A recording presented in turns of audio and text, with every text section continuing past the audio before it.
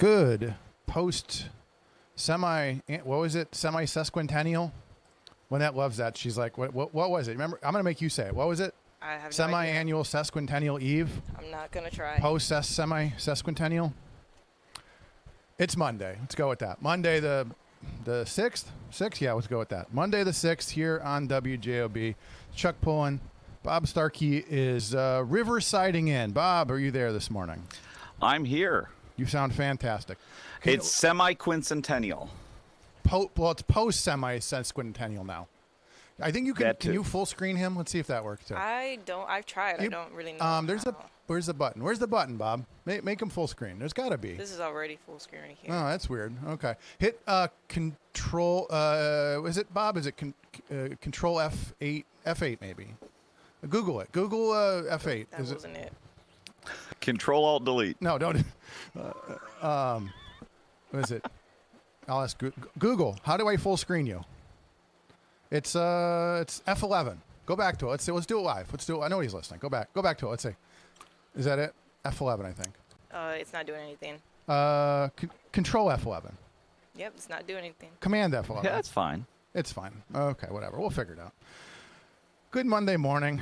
Bob is. We're testing something. We're doing it live. That's always fun. We're testing something. We're testing it out to see if we can do it from WJOB Southern Command. Yeah. Because that's absolutely what Lynette wants is fewer of us and more bugs. Like just me and the bugs. You guys stay home. I'll come in early to get you guys set up to do a show, and then I'll just sit here with the spiders and the centipedes. I walked into a web the other day, and I thought of Lynette. Any thoughts on that? You're good with that? We now think of you when we run into bugs. Jim hired an exterminator or something? Didn't really do anything. Go watch Arachnophobia. You ever seen Arachnophobia? No. Maybe it'll make you feel. Go watch Arachnophobia. It'll make you feel better. It's kind of like, again, like I use the example. I was not a big fan of heights. I'm like, you know what? I'm just gonna go skydiving. And after that, I was good. I was like, I survived that. I'm good. I have no desire to do that. No, I'm just saying it's an option. The option's on the table. Speaking of on the table, let's take a look at traffic. Exactly. That's a terrible transition. What a segue. Let's take a look at traffic. Traffic looking fantastic here in the region. 80, 94, 65, Skyway, Toll Road, everything moving along well. On the Illinois side, we've got problems on the Bishop Ford. I assume, I think I was over there over the weekend. They're kind of ramping up their Bishop Ford construction right at like 150th, somewhere down there, basically at the Steel Bridge. So they're ramping up construction around the Steel Bridge. So southbound traffic heavier than usual, northbound traffic hitting the brakes as well.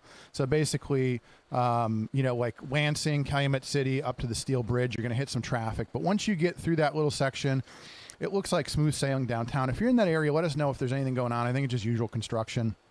80 to Joliet's looking good, 294. Suburbs, airports, everything looking good. How's the weather? Good morning, everyone. Today we're at 70 degrees with highs of 78 and lows of 64. We're going to have partial sunshine with a stray thunderstorm and then humid. Then tomorrow on Tuesday we'll be having highs of 84 and lows of 64. Should be mostly sunny. And then Wednesday we'll be having highs of 87 and lows of 68. Should be mostly sunny and humid. Fantastic. Thank you. How are you this morning, Bob? I could not be better. We went down to my sister's house in Greenfield for 4th of July, and I felt all sorts of patriotic. That's good. Anybody else? How's everybody? Lynette, how was your patriotic weekend? We celebrated Friday instead of Saturday because Saturday would be too hot. Right. But then Friday was pouring. Right. And we didn't get to do fireworks, which is fine by me. Oh, there you go. Oh, the next question is, how did your filming go, Lynette? I wasn't filming. I was just meeting. Pre-pro. I was meeting my actors. It's pre-pro, Bob. We have lots of pre-production. Sorry about that. My bad. Oh, I forgot to set up the phones. And you forgot to set up the phones. People are messaging me going, the phones aren't working. So we'll get that going in just a second. She was so busy trying to get Bob on, she forgot to get the phones going. It's fine. So a lot going on in the world, as always. We had a lot of rescheduled, postponed celebrations. A lot of stuff from Saturday got moved to Sunday. So let us know. I don't know, Bob, at some point, can you try to find that list of just who got bumped and who got rescheduled and what's going on? Yeah. I know a lot of stuff got moved to last night. So let's talk about that. You guys are lucky. You guys are like, hey, let's do 4th of July on the 17th. So you guys still have fireworks upcoming. You still have a chance. For those of you that didn't follow, the United States set a world record for the most fireworks the other night. And, of course, because it's Trump's fireworks, everybody's losing their mind about the mess and the air quality. And all of a sudden people can't breathe. Yeah, now all of a sudden it's like, hey, it's Trump's fireworks. Just today. But, yeah, so we've got that going on. But so you still have a chance, Bob, if Dyer would like to order 900,000 shells. You guys can set a world record next week for your 4th of July fireworks celebration. Day is young. We should probably check around. I saw a couple of posts about house fires and the usual garage fires. I mean, minor stuff. I mean, nothing that I've seen that was very serious. There was some reports about, again, it's sort of interesting. There was a report out of Highland about a misfire during the fireworks show, which is pretty common. They happen. No one was injured. It's just part of the routine. But again, social media made a huge spectacle out of it, like it's never happened before. We're taking our phone calls, so the phones are working, 219-845-1100. We want to hear from you guys. Where did you go? What'd you see? What'd you do this weekend? I know a lot of people reached out to me, Bob, over the weekend about our discussion on Friday, so I want to get into that a little bit. You and I dared... Which one? The one where we dared to talk about national news and not, Bishop Knoll volleyball. So Jim came in and said, hey, you guys, Colby told me you're only supposed to talk about the region. And a lot of people reached out to me and said, I'm glad you guys are talking about this stuff. I tune in because you guys talk about stuff that other people don't and keep up the good work. So that was kind of the messaging I got was, hey, we want to hear more about these national stories. We do think they affect us. So at some point, Jim will come in and tell me I'm wrong, and we'll have a good discussion about it. But in the meantime, why don't we take some phone calls at 219-845-1100. Good morning, caller. You're on the air. Good morning. How you guys doing? We're doing well. How are you? I guess Bob, South Shore is not working, so Bob's got to stay at home, huh? Yeah, he can't ride the train. In theory, you could do that, Bob. You take the train from your house to East Chicago. You just have to stick to the... well, here, let I me... want to say... Go ahead. You talk about that, but I do want to hit that because we are on week 2 of the South Shore's 12-hour repair of the storm damage. Right. 14 days to flatten the curve. 14 days. So let's take a look real quick. We'll go ahead and we'll talk to Mike, and then we'll talk about where we're at with this outage. All right. First thing of all things, I'd like to thank Mayor Tom McDermott for doing the most wonderful thing, giving BP British Petroleum their check back for trying to sponsor Wolf Lake festivals. Yeah, that was. There's a letter. There's a letter stated out that he is writing a check and returning it. Thank you, Mayor Tom McDermott, for doing that, because that shows the city of Hammond and the mayor that he supports the USW 7-1 800 workers that are sitting at home, locked out illegally from BP Whiting, Indiana. Now, another thing, I want to read one sentence real quick, and I want to ask another question. The BP Whiting Refinery sponsors various community organizations, environmental groups, and local workforce incentives in Northwest Indiana. Major sponsor groups, okay. Now, in this letter that's posted on my page, it is under there that BP British Petroleum sponsors the Pierogi Fest. Now, is the Whiting Robertsdale Chamber of Commerce or the City of Whiting going to put a letter stating out that they are not going to take any money or let BP sponsor the Pierogi Fest this year? And if they let them sponsor it, does that mean that the Whiting Robertsdale Chamber of Commerce and the City of Whiting does not give a care about 800 union workers sitting locked out of the work and cannot work? I'm just curious, is Whiting going to put a statement out that they're not going to let BP sponsor the Pierogi Fest? No, valid question, and we'll let them answer to that. I mean, I know that BP does sponsor a lot of events. I mean, good for him. If it was me, I would say, hey, look, I got your check, but I'm not putting your logo on anything, so I can just send your money back. I think go ahead. A decent idea to do is go ahead and take the check And then what you do is you hire some of these 7-1 guys who are out and pay them. Put them to work on something. Yeah, go build something. Bring me that's you know 100%. Mayor McDermott should take in that check and give it to those 800 people that are not working. Instead of return it to BP to where they can, it's more of their profit.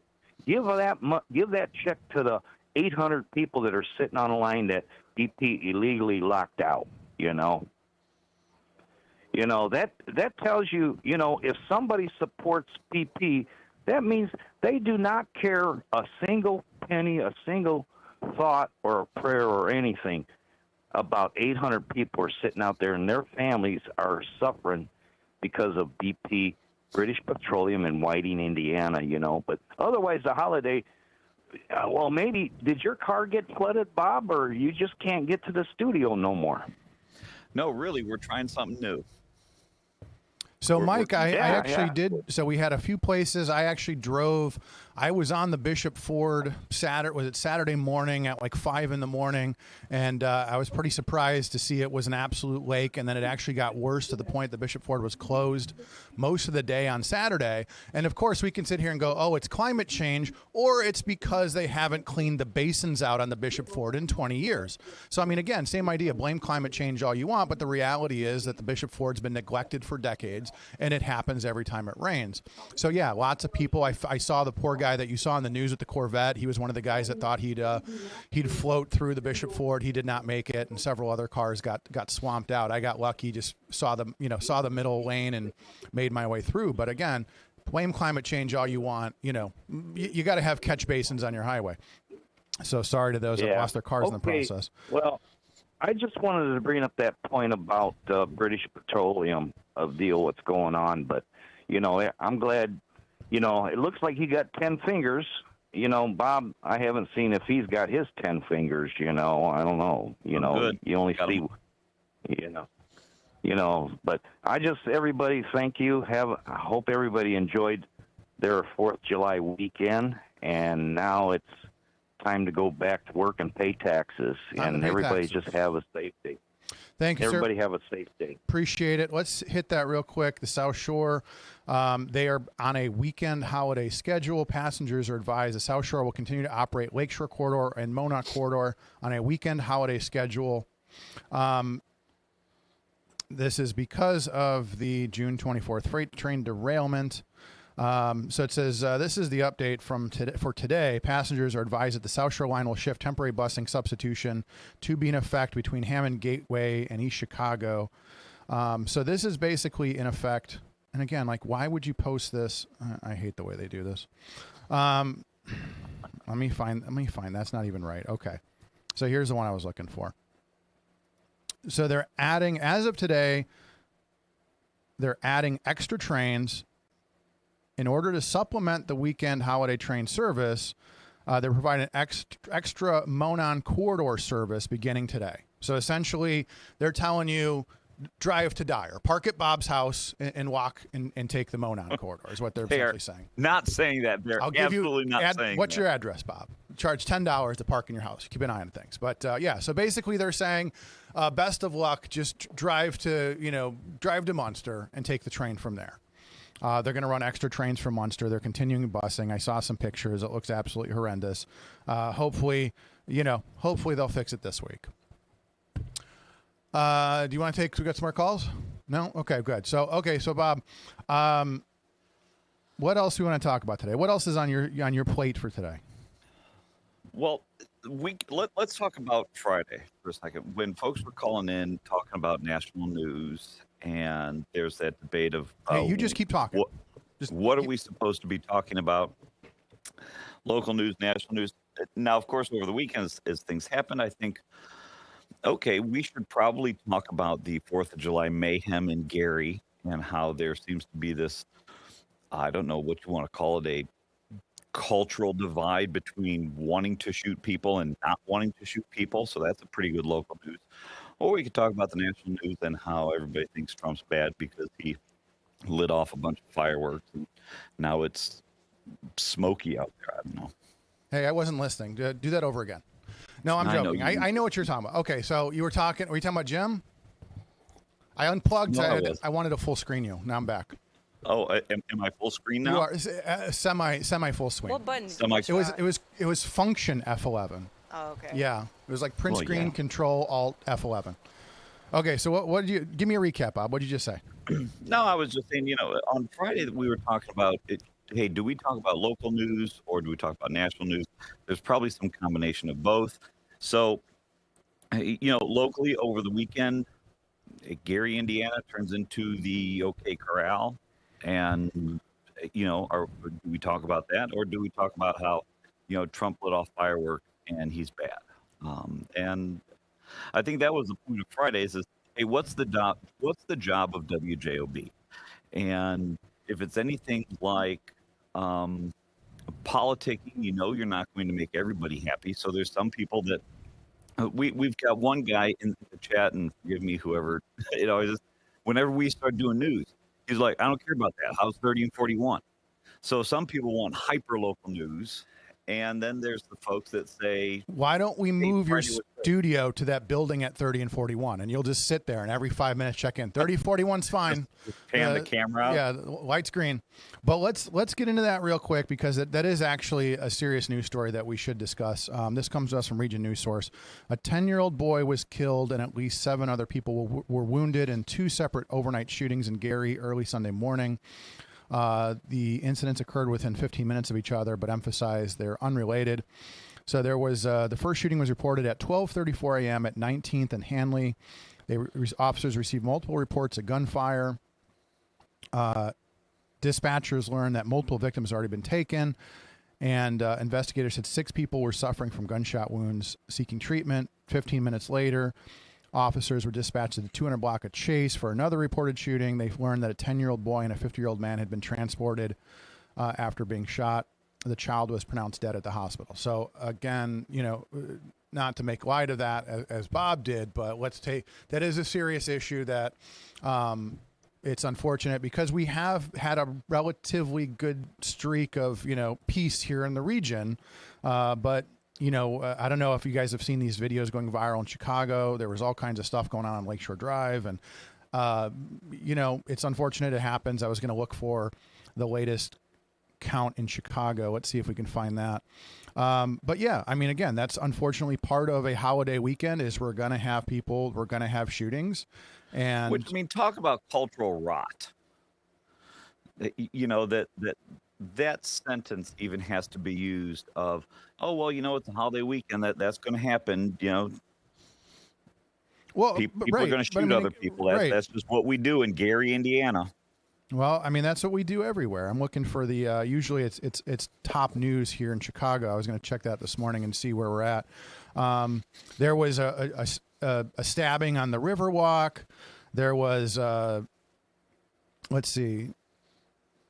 7 injured and 2 shootings on the same block on the west side. 1 killed in Inglewood. What do we say? You say cultural rot, but again, going back to my years in news, like we just sort of just said, okay, here's the body count from the weekend. Like that's what we did. And nobody ever cared. And again, your media is going to spend more time being outraged by Trump's 800,000 firework shells than they are about the dozens of people that were shot in Chicago over the weekend and a child being killed in Gary. That's what the media is going to focus on. They're going to focus on those guys in masks on the train and go, they're more outraged by that than the dozens of people that get shot. And then we wonder why nobody cares. And again, I've been playing this game. I've been doing this dance for 20 plus years and nobody cares. And it's unfortunate because like I said, I've met, the mothers, the families of those people that get shot. I've gone to those balloon releases. I've met those people. I've seen the pain. I've seen the trauma that these shootings leave behind and nobody cares. Nobody cares. And I wish I could find a way to make people care, but they don't. And I wish there was something we can do about it.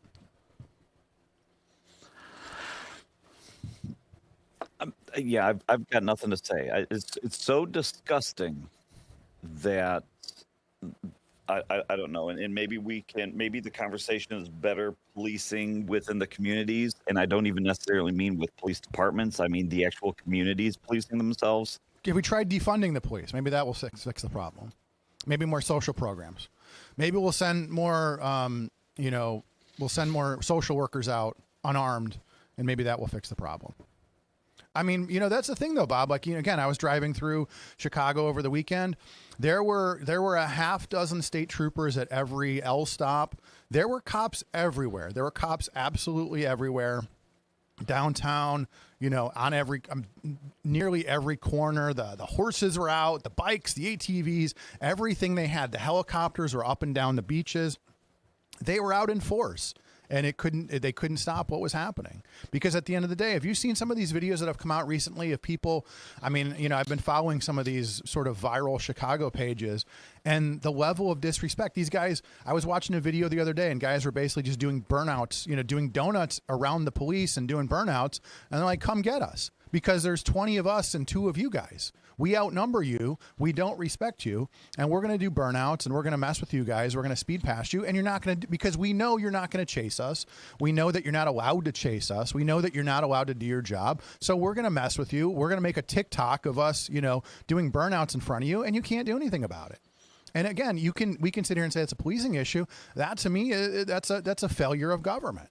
Right. I mean, it absolutely is when the cops know, especially over in Illinois, in Chicago, when they know that the whether it's the politicians or just the apparatus of government itself is not going to have their back. And I don't say that as in a, hey guys, you have a blank check to do whatever you want, but the idea that if heads start to get knocked over at one of those things, all of a sudden it's police brutality. Right. Meanwhile, like you said, you've got 10 police officers, 100 kids doing stupid things. What are you going to do? I mean, it's I have little sympathy for when they start busting heads for something like that. I did get some breaking news from Paul Goddard. Apparently there was a massive teen takeover at Wampum last night. So I don't know if Jed's going to make it in today. He may have just been he may have gotten trapped in the giant teen takeover at Wampum. So hopefully everybody had a good time out at Wampum last night. Why don't we take a break? We'll be back with your phone calls after this. For over 100 years, Roofers Local 26 has been keeping Northwest Indiana dry and safe. Since 1919, our highly trained members have built a reputation for skills, safety, and reliability. With a 4-year apprenticeship and certifications in OSHA safety, first aid, and CPR, we deliver quality you can trust. When you need roofing done right, choose Roofers Local 26, protecting what matters most for over a century. For more information, visit www.roofers26.com. Introducing Powers Health, a health system with a new name and a strong legacy of caring for families in our community. One with a tradition of advanced specialized services and a vision for the future. One with a commitment to medical excellence and compassionate care. Everything we do, everything we believe, powers health. When your home needs help, the last thing you need is a faceless corporation or sales-driven franchise. At Myers Companies, we've been proudly local since 1951, born and raised right here in Northwest Indiana. We're family-owned and operated, built on trust, hard work, and integrity. And because we're family, we treat you like family. Your comfort and safety always come first. For HVAC, plumbing, and electrical done right, choose Myers Companies. Local, family-owned, here for your family. Ogren Insurance, Hammond's oldest family-owned independent insurance agency, now in its 3rd generation, providing clients in the Chicago area with products from quality insurance companies to handle your every need. Regardless of driving history, Ogren Insurance can find the right coverage for you at competitive prices. To learn more about the insurance solutions and services we offer throughout Indiana, Illinois, and Michigan, call 219-933-0076 or visit our website, ogreninsurance.com. We're located at 6929 Homan Avenue in Hammond, Indiana. Do business locally with someone you know and trust. 620 in the region. Let's take a quick look at traffic at 30 and 41. Why don't you pull up the traffic cam, Bob? Why don't we just do that? We'll do the 30 and 41 traffic cam, and we'll just sort of check in occasionally. That would have been an amazing bit. I would have just had like 2 Hot Wheels, like. Yeah, but so traffic looking great on area roadways, Indiana 80, 94, 65, Skyway, Toll Road, everything looking good. The only thing that we have outstanding right now is this issue on the Bishop Ford. There's a combination of construction and flooding. Again, amazing. The flooding happened on Saturday morning, and they still haven't gotten it cleaned up. So at least one lane of the Bishop Ford is still closed as of an hour ago due to flooding. And you say, oh, it's climate change. Like, no, it's because the catch basins are clogged and they haven't bothered to clean them out or do any maintenance on the Bishop Ford in 25 years. And so it floods every time it rains because, that's what we do. Also, the Deep Tunnel Project, $4 billion later, the Deep Tunnel Project completely filled. So, at least it's doing its job. Other than that, traffic looking good. How's the weather? I do want to say one thing on 511n.org. Eastbound 80 between Harrison Street and Broadway. Looks like there's some debris on the road. Some debris on the road, so don't run over the debris. How's the weather? Good morning, everyone. Today we're at 71 degrees with highs of 78 and lows of 64. We're having some sun with a straight thunderstorm and humid. Then tomorrow on Tuesday we'll be having highs of 84 and lows of 64. Should be mostly sunny. Then Wednesday we'll be having highs of 87 and lows of 68. Should be mostly sunny and humid. Fantastic. I was looking through my photos. Sometime maybe a couple years ago, I took a beautiful photo sitting in traffic. There was like a sunflower growing in the catch basin on the Bishop Ford. And I like opened my door and took a beautiful picture of it because, again, neglected infrastructure. Like, oh, why is the Bishop Ford flooded? Well, because they don't bother to do anything. But again, just it's climate change. Nothing we can do about it. It's climate change. Let's take some calls. Good morning, caller. You're on the air. As Gary goes, so goes the region. Am I right, Jed? I'm just axing.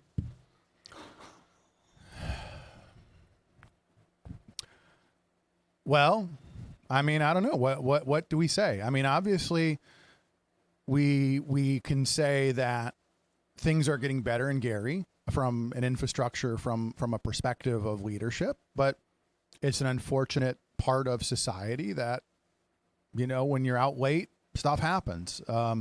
When I worked the news shift, we rarely dealt with stuff during the day. I worked the overnight shift. Why? That's when all the crime happened.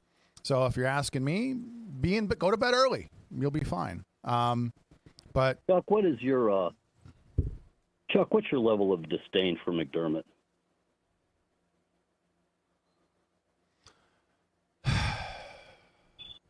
I don't want to go there. Can we not? Can we? Oh, here, tune into the Rob Kendall show later today, because we actually had a great discussion about that. Check out Rob Kendall show on YouTube. I am now the official Hammond Bears correspondent for the Rob Kendall show. I went on a good 20-minute rant about corruption in the region and why, about dumbass ideas and et cetera. So why don't you tune into the Rob Kendall show this morning, after here's 9. Why I asked Go that. ahead. Here's why I asked that. Trucker Mike, McDermott's a politician. What did you expect him to do with BP? Well, come on, man. Did he do it because it was the right? Every time you come on, I go to the scene in Training Day where Denzel sits down with the new recruit and says, Hoyt, tell me a story. You won't let me finish my paper here, so you tell me a story. McDermott's a politician. Turning down BP is a vote getter. Come on. Well, but again, trucker. did he do it because it was the right thing, or did he do it because people called him out and said, "Hey, don't take this money"? I mean, nobody thought about this when they took the check. What do you think, Chuck? I mean, I think it's a good from a PR perspective. Go for it. I said keep the money and don't get what are they going to do? Sue you? It's like, hey, yeah, we got your check. We're not going to promote your I would just keep the money. Go, yeah, no, it's fine. We got your money. What are you going to do? But that's just me. I mean, again, it's a PR move. Absolutely it is. So call it out for what it is. Come on, man. Yeah. The guy, McDermott doesn't do what he does out of the kindness of his heart, Trucker Mike. Pull your head out. But again, you're Chuck. Yeah, but you're going to see that. I mean, everybody else, like you said, I don't know. I know that Tom Dabberton talks quite a bit about how, Amoco used to spend a lot in the community. The BP does not spend enough. They don't do a whole lot in the community the way they used to. But what little they do, I assume everybody's gonna return those checks just because of pressure. Go ahead. Full disclosure here. Have you ever done any work and received money from McDermott? No, I don't believe I have. No, this program, you caught me. This program actually funded by his campaign. I'm joking. No, I have never received a dime from him, nor do I expect, no matter how many steak fry tickets I buy, I don't expect that I will be invited to participate in any activities in Hammond anytime soon. So your opinion is pretty much just straightforward. Here, let's let the chips fall where they may. Correct? Yeah, regardless of who it is. I hopefully that's my opinion on most things. You're right. Hey, can you give my best to Bob Starkey? I can. I don't know. Is he? I have received your best. Thank you for that. Anything else on your mind this morning? Have a good day. Thank you. Appreciate it. Well, yeah. Yeah, go ahead. Yeah, I'll give it to you. Yes, talk about all issues. Thank you. Don't let that snake oil podcast salesman come in and, we got 20-something podcasts if you want to listen. Look at the numbers on those podcasts. You got 7 people listening to one of them. Give me a break.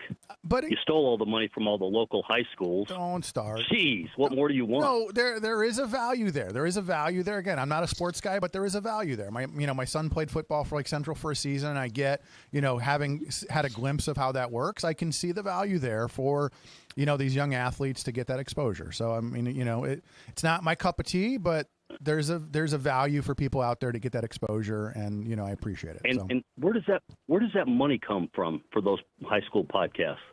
I believe I don't want to speak for him, but I believe it's a combination of money from the schools and from advertisement, et cetera. And but again, so it's basically that government trough, is it not?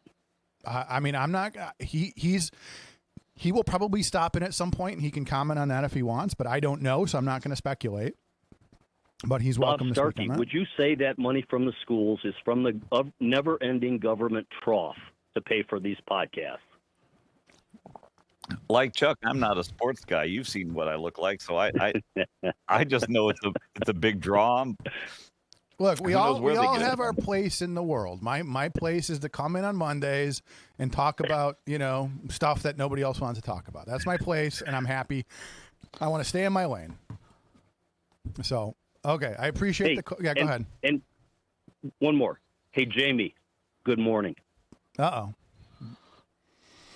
Okay, let's take another call. Good morning, caller. You're on the air. Yeah, this is a really good cartoon, a political cartoon that appeared in the Times on Sunday. Mm-hmm. And anyways, the first box shows back to the colonial period, and a woman says to a figure that looks very much like Benjamin Franklin, she says, "Well, doctor, what have we got?" And Benjamin Franklin says, "A republic if you could keep it." That's a famous line.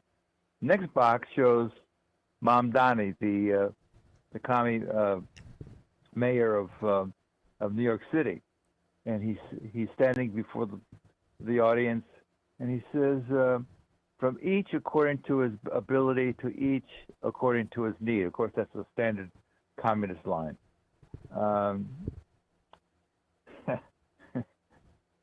It's just amazing to me that, conservative Republicans have been warning about the rise of the communist elements in the society. And what we got for our trouble was to be called Nazis and fascists and so forth. Now you have the so-called the press is calling them centrist Democrats. I don't think there are many centrist Democrats. They're mostly pretty much on the left-hand side of the world. Now they're in trouble. And now they're whining about what how are we going to deal with this and so forth. It's just politics is a funny business. But Walt, do you think that going back to sort of the ebb and flow, there is this push towards sort of the DSA, the Democratic Socialists? You had several people, on the ballot in New York, in various cities. I don't see it being a long term. I see there being some pushback the other way because, as we always say, eventually socialists run out of other people's money. So at some point, right, sort of the Mom Donnie honeymoon will run out. And again, once people realize that the money for his programs is coming from desperately needed infrastructure. New York is one of those places. It's so overbuilt. there with infrastructure. I talked about the BQE, the expressway, literally on the side of a cliff that needs a complete rebuild. And every mayor has said, let the next guy worry about it. They're not spending any money. So, I mean, again, at the end of the day, I think that there's going to be a shift the other way because we rarely sort of find balance. So I think that this sort of the DSA, eventually there will be enough of them out there saying, we want to destroy Western civilization, which is literally on their websites, that people can go, you know what, this probably isn't the way to go. But again, the question is always, what is that going to look like? Is that 5 years from now, 10 years from now? How much infrastructure, how much money needs to go into the black hole of programs before we go, hey, this didn't work, let's try something different? Well, before they get to Western civilization, they want to destroy the republic. And but in any case, you're going to have Republicans jumping in and saying we need to help the Democrats to deal with the communist wing of the Democrat Party. And we need to stay out of this. This is a family affair, and the so-called centrist Democrats, we have them to thank for the rise of this element. They've been those of us who have warned about them and how dangerous they are. Those so-called centrist Democrats have smeared us as Nazis and so forth. Well, so but even when you look at, fight it out. But Walt, even look at people. I've been watching a whole lot of Bill Maher lately, sort of a classical liberal guy. He's warning about the DSA and stuff just as much as anybody else. And again, he's been a pretty consistent guy when he's been on the left, but he's been very consistent about his beliefs. He's warning about. He's basically telling his party, just like you are. He's like, guys, don't let them take over. Don't let them drag us far left, because there's going to be consequences. And the question is, will anybody listen? Will we try to stay left and right of center, or will we get dragged to the far left and then yo-yo far right and etc.? I mean, that's the main question. And you're right, at the end of the day, I'm a libertarian, I'm an independent, you're a Republican. We're just along for the show at this point, but it's really up to them to decide, are they going to let DSA take over, or are they going to try to stay centrist? But again, that's up to them to decide. Hey, Walt, I appreciate the call. At some point, later in the show, we're going to talk about, just sort of patriotism and stuff like that. I'd like to hear from you again about just sort of, again, going back to 76 and what you saw then as opposed to this year, this weekend. But Lynette, thanks for the call. Lynette, you have any other calls? Okay, so Bob, I want you to kind of respond to what he said about, again, we're seeing this in a lot of major cities like New York, where you have DSA candidates on the ballot. And again, in the way people are excusing it is they're basically saying, well, look, they hate Israel, they hate the police, they hate this, they hate that, but we'll have rent control, so it's okay, right? I mean, there's people going so far as to say, look, they have a lot of bad ideas, but there's only going to be a couple of them in Congress, so they can't accomplish anything. It's like, look, they've got really bad ideas, but it's okay because they won't be able to accomplish it. So as a Republican, again, as a guy who controls the 6th safest community in Indiana and keeps things, pretty clean, to me, what is the Republican response to this? Any of that social democrat crap, it is always going to be short-lived. And so you're right, Mom Dami goes, hey, we filled this $11 billion, hole in the budget. We'll never mention that it came from police infrastructure, pensions, from the state. Yeah. It's not like he magically closed it. It was, just money taken from elsewhere or cuts. And so, all of that Democrat socialist garbage sounds maybe good to people who, aren't thinking.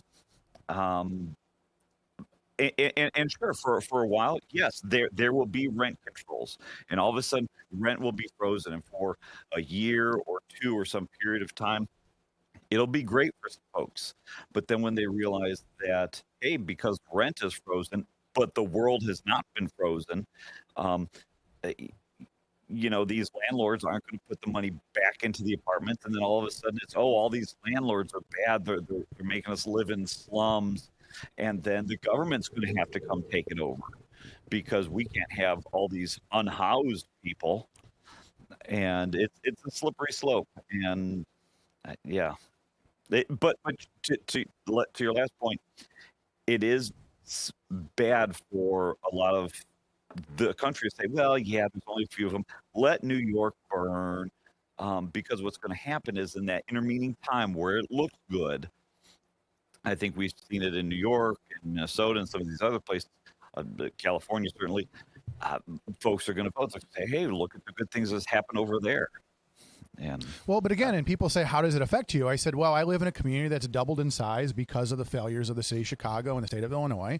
You live in I mean, again, that to act like these things happen in a bubble, we see firsthand what happens when you have a city of Chicago being so dysfunctional. You have crime coming into our area. You have people fleeing those cities and coming here. We have to figure out where to put them, and it's affecting, it affects traffic. It affects all sorts of things here in the region. So again, to say, yeah, it doesn't affect you. No, it absolutely does. The failures of Chicago absolutely have affected us. Most of you have come from Chicago or Illinois. Your parents, your grandparents came from Chicago.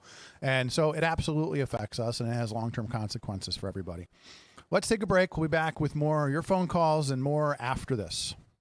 Crazy Kaplan's Fireworks. Hi, I'm Greg Kaplan. Most of you know me as Crazy Kaplan. I started in the basement of my house with the vision of someday running my own fireworks business. Crazy Kaplan's Fireworks prides itself on taking care of you, the customer. Our largest fireworks store is located at Exit 5, Klein, and 8094 in Hammond. These showrooms right now are jam-packed. Because we import and buy volume, we can offer fireworks at huge savings and pass it on to the customer.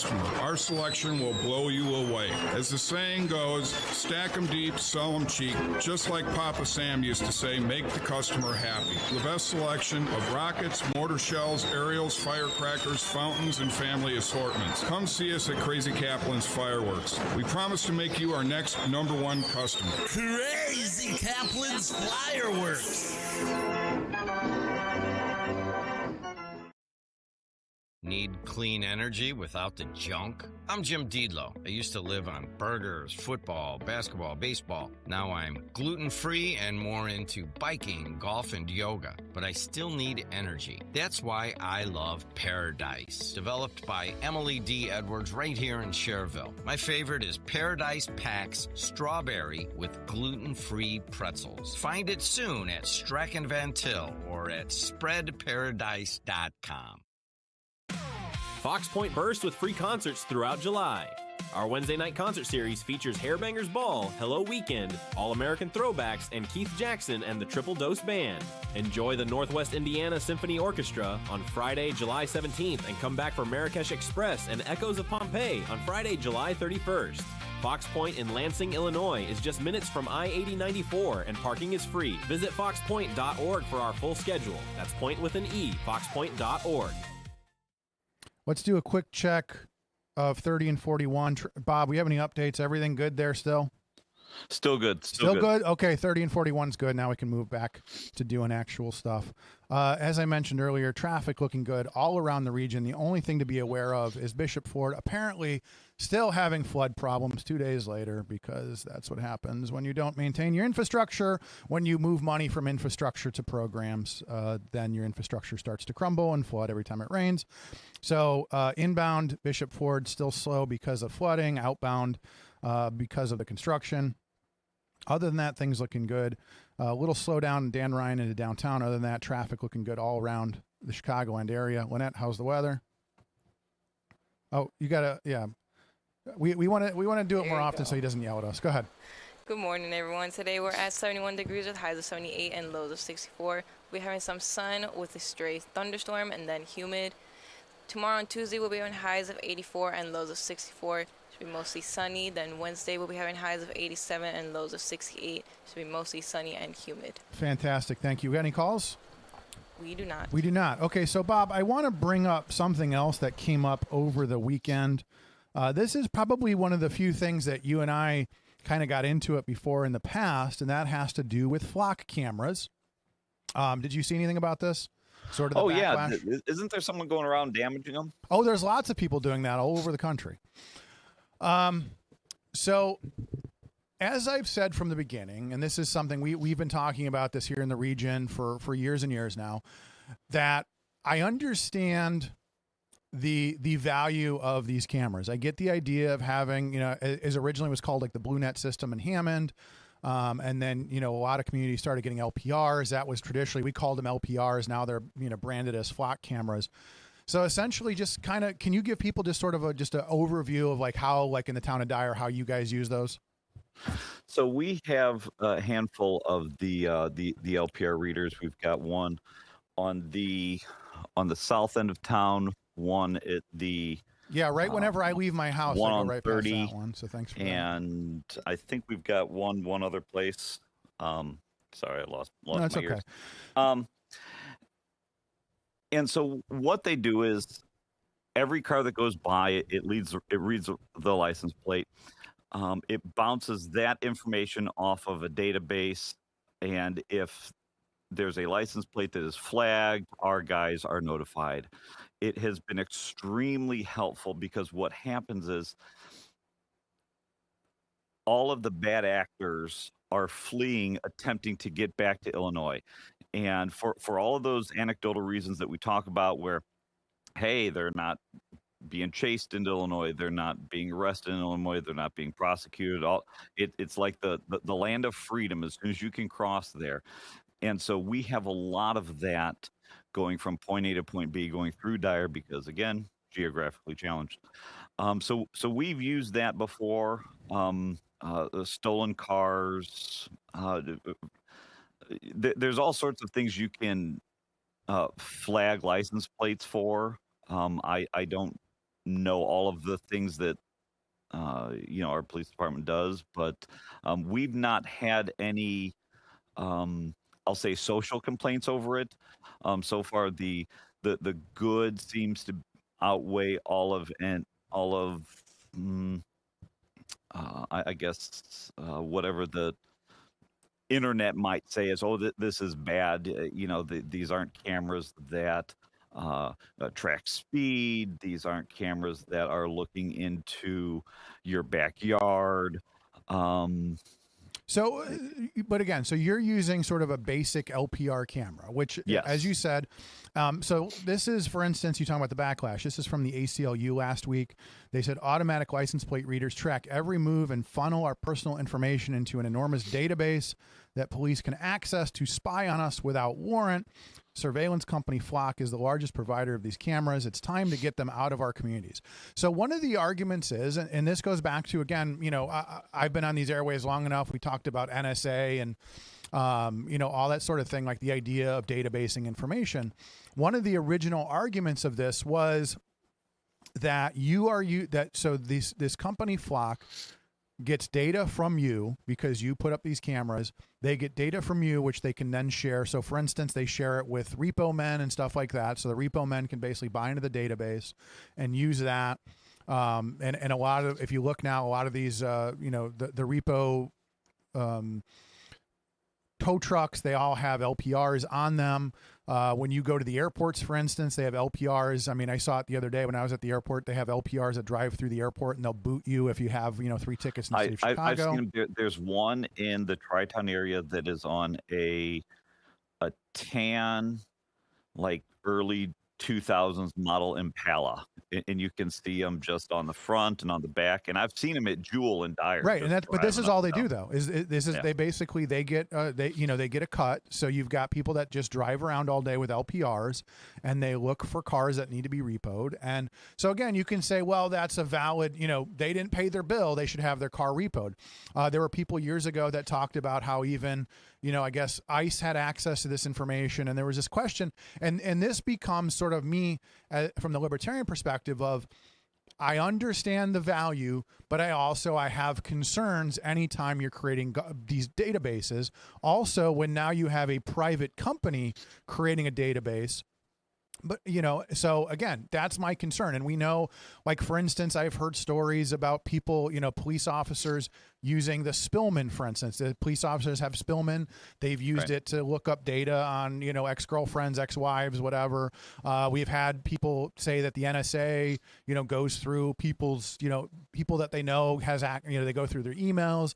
And essentially this idea of when you create these databases, people that shouldn't have access. They have information, they have access to information they shouldn't, and they use it improperly. And again, that happens whenever you have these databases, and that's one of my main concerns. Even going back to they talked about the cameras at the airport and stuff like that, the body scanners. Who saw that? Where? Who's looking at you? Stuff. So anytime that we have a new technology like this, we should be asking the questions. Now, to your point, though, you guys have, again, basic LPRs, but we are starting to see a rise. There are some states that are using, Chicago very famously was using, they had the rise in red light cameras, speed cameras, things like that. They basically have automatic speed cameras. That speed cameras, there's one on 65. It's not a speed camera, it's the work van. zone. Right. So they have, again, so that's the question is, having a work, I've seen it a couple times now. That becomes a question is that essentially a proper, how do we want to put this? Is that a proper law enforcement tool? If you have, and you can use that argument, we hear the cone zone here every commercial, is that tool going to prevent accidents? So again, in this case, in Indiana, we use it in construction zones, and I think that's a valid place for it. And I think you get a warning the first time and then like $100 ticket the next time. But where I was going with this, Bob, is that some of these communities, some of this stuff has gotten really high tech to the point where they are looking to see if you're on your phone. Like they can look in your car essentially at a stoplight or when you're driving by and see if you're on the phone. There are places where people are getting tickets for being on their phone, things like that. So again, the technology is getting there where they're using, AI and things like that. And that becomes the question is this slippery slope of, hey, you put these in just to kind of keep track of who's coming and going. But as the technology progresses, now we're gathering way more information. And that sort of becomes the question is, again, who's the gatekeeper of those informations? So going back to our point of why I'm bringing this up, there was this sort of, they're calling it deflock and things like that. There's sort of this pushback. And there were people over the weekend, they were having these mass get the flock out things, anti-surveillance. People were, call it knock the flock, Operation Flock Out.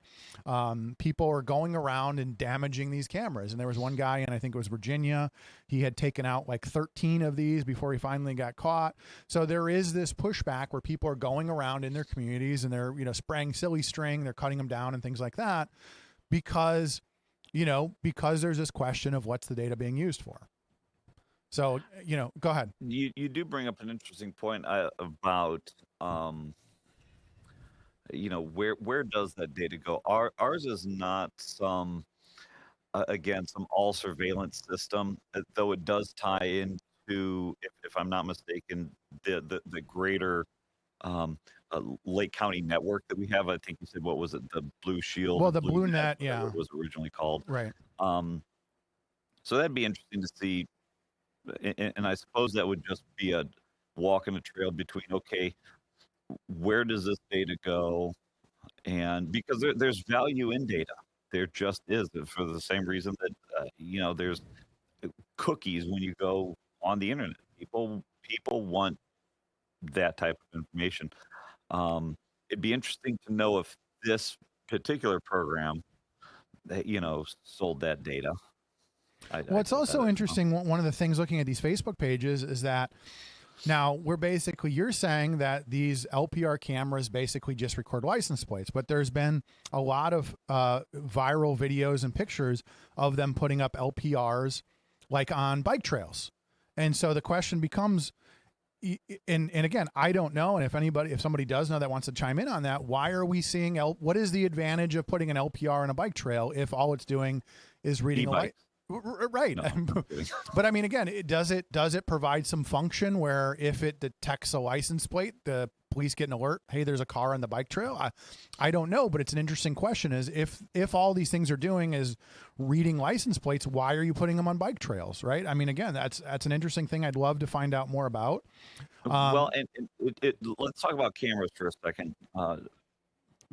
The average person on the road probably, if they look up at one, wouldn't know exactly which type it is, which one is the LPR. We have, we just put up a weather camera in Dyer. Now it's pretty high up. It's only looking at the weather. We do have a couple traffic cameras that are a part of INDOT. I think there's one at 30 in Calumet. But these are ones that anybody can go log in, and the quality is not that great. And so a lot of times, well, I will, when something goes up, people say, "Oh, what was this? Are you looking?" It's like it's a weather camera. You can log in and look.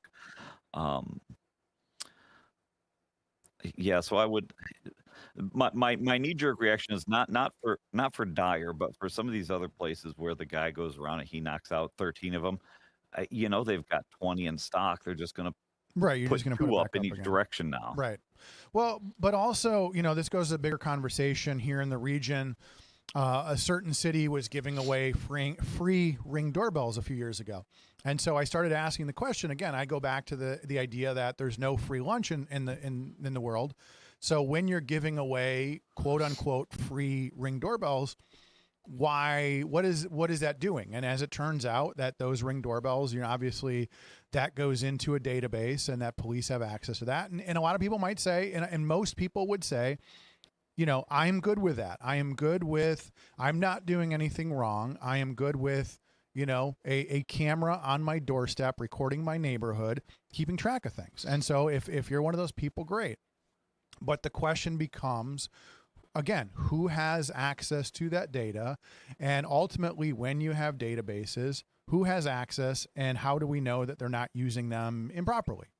I know people that have cameras all over their houses. I know people that, they have whatever the Comcast or whoever the package is, and they've got cameras in every room. I said, good for you. I mean, hopefully nothing ever happens, but if something does, my trust ends at my threshold of my door. Do you know what I mean? Like there's no situation in which there's, cameras going inside my house, especially going into the cloud, that other people have access to, right? I mean, again, at the end of the day, we've seen people hack baby monitors and all sorts of things. So at the end of the day, there's this question of, you can put cameras anywhere, you can have all of this technology, but how safe is it? How secure is it? Can somebody drive past your house and hack into the router and see inside your house? Again, that becomes a bigger question about people's privacy. If you want to have a camera in your bedroom just in case something happens, more power to you. Not happening at my house. So, we've got a SWAN system at our house, and I like it. We got it when I first started to run for office. We had an incident where, we had this house on Northgate for 40 some years, never had any access, never had nothing. Everything was just fine. And then magically, not too long after I filed to run the first time, parked a car on the street, woke up in the morning, all busted to hell. Like broken windows? What happened?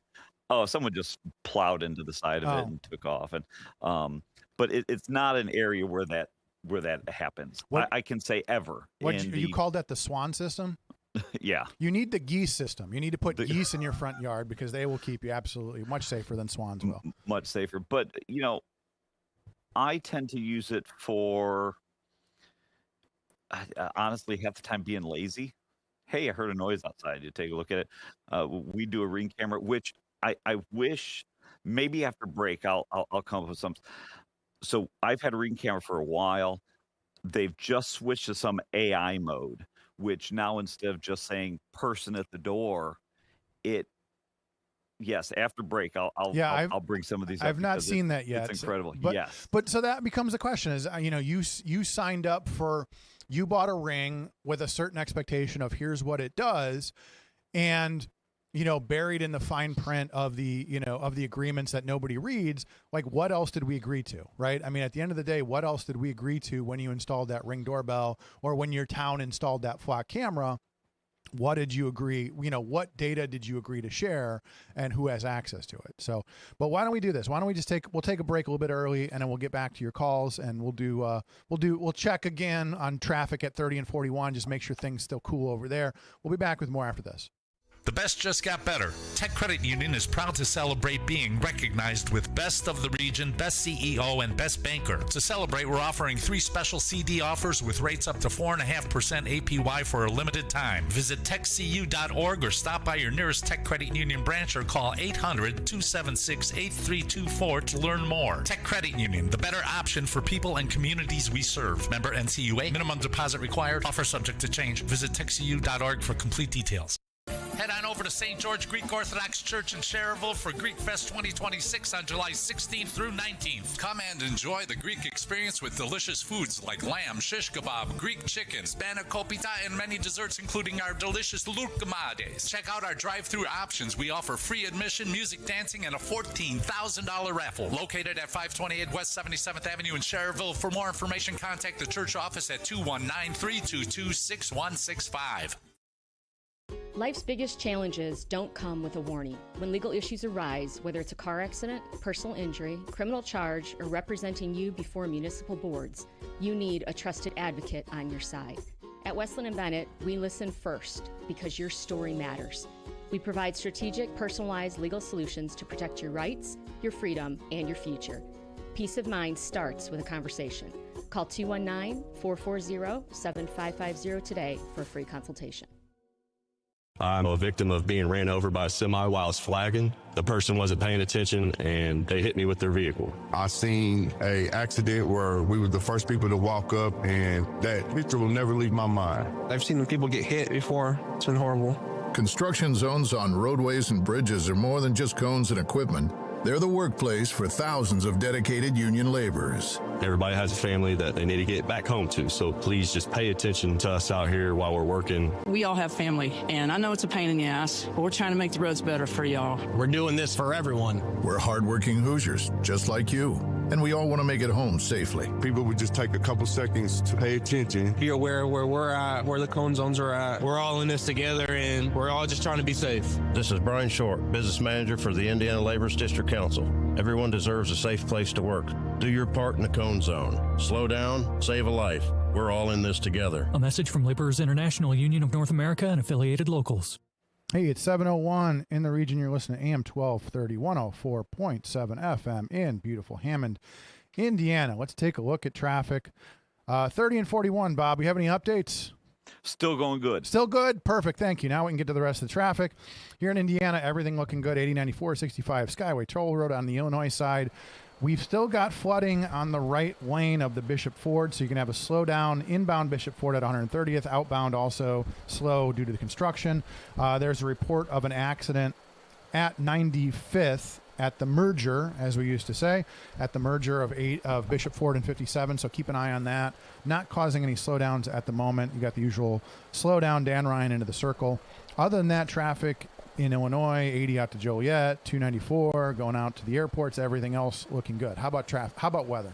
Good morning, everyone. Today we're at 68 degrees with highs of 78 and lows of 64 with partial sunshine and a stray thunderstorm, then humid.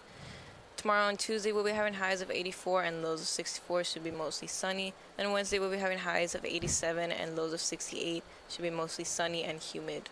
Fantastic. So, Bob, you sent me this thing from Ring, and mine, I've not seen this before. It is brand new. It just started within the last, I don't know, we'll say month. It's the first time that I thought, well, this is a little unnerving. So, I mean, again, so essentially it uses AI to decide what's happening on your porch. So, for instance, you had one alert that said a person is climbing the steps with a light colored Maltese. Yes. and we, there's more on that. What's been interesting is we don't have a Maltese, but we do have a little fluff ball. But what's funny is it's named it several different things. It's like AI is attempting to decide what this little thing is. Even this one here, it's like, hey, a person is here with McDonald's. Yeah. Well, the funny thing about that is, yes, it says a person is climbing the steps with a McDonald's package and a cup. And it's like, well, you want to talk about privacy. Now Beck knows when my fat ass runs to McDonald's when nobody's home, and now the whole family gets an alert that fatty's coming back with a Big Mac. Well, that's what. Yeah, next it's going to be like Bob's at the door with a bag from McDonald's. It looks like he bought one too many Big Macs today. He bought a lot. Yeah. Why does Bob have a supersized drink? Shouldn't he be cutting back on his calories? But again, that's an interesting thing that, it's like, hey, there's a Maltese, there's a cat on your doorstep. What? I guess to somebody out there, there's a reason for this information. There's a value to this information, but for most people, I don't see the value in this. I don't see, like, for me, I don't see why telling me that somebody has McDonald's at my doorstep is something that I need to necessarily know. Or can I opt out of those? It's been about a month or so, and I can tell that, every couple of days it's refining what it tells me. Well, that's what I'm saying, is eventually, like, Bob's back with McDonald's the third time this week. Yeah, exactly. Well, that's not right. I mean, yeah, there is obviously. Well, and then, so here's like sci-fi film. But everything is Wi-Fi everywhere. You can even get into your house with somebody and all this stuff. What if at some point it says, "Hey, Bob, you've come here with McDonald's 3 times this week. We're not going to unlock the door until we see you do 2 laps around the block." Well, right. I mean, yeah. Or will we get to the point where it'll recognize you at the door and just unlock your door for you, which is great, until somebody that kind of looks like you shows up to deliver a package and then your door swings open. But yeah. Interesting stuff. I had not seen that, and that's super bizarre that it knows that you have a Maltese and you have McDonald's. Again, maybe for somebody there's value in that. Why don't we take some phone calls? Good morning, caller. You're on the air. And without data centers, we would not have marginally correct information coming to us via our Ring camera. Right. Without a data center in your neighborhood, your Ring camera would not know that you have McDonald's at the door. And now we've come full circle. Real quick, let me mention that there was a meeting in Munster I think it was last night, about boy, here we go. Well, I'm just saying, I'm just throwing it out there. Just if there was a meeting about the data centers coming, the proposed data center. So if you were there, want to talk about it, feel free, call in 845-1100. So go ahead. What's on your mind, sir? As far as the surveillance, when was Trump in China? About a month or so ago? Was he? Yeah, sounds about right. Yeah. And I remember Brett Baer from Fox did a report, and he was talking about how extensive the surveillance was in China. It's like every inch of the street you had a camera. He said it was so in depth that he was in a cab, him and one of his partners, and the cab driver illegally parked in a loading zone for literally 15 seconds. Brett Baer said. He said within 1 minute, that driver of that cab received a text from the government, said he was illegally parked, and that he was going to receive a ticket for whatever, however many yen he got hit for. So just that quick, there's so many cameras out there. The guy was illegally parked for literally less than a minute, and he's going to receive a ticket because he was illegally parked. Well, and that's the thing. I mean, don't they also do that social credit score? Yeah, I believe so. Yeah.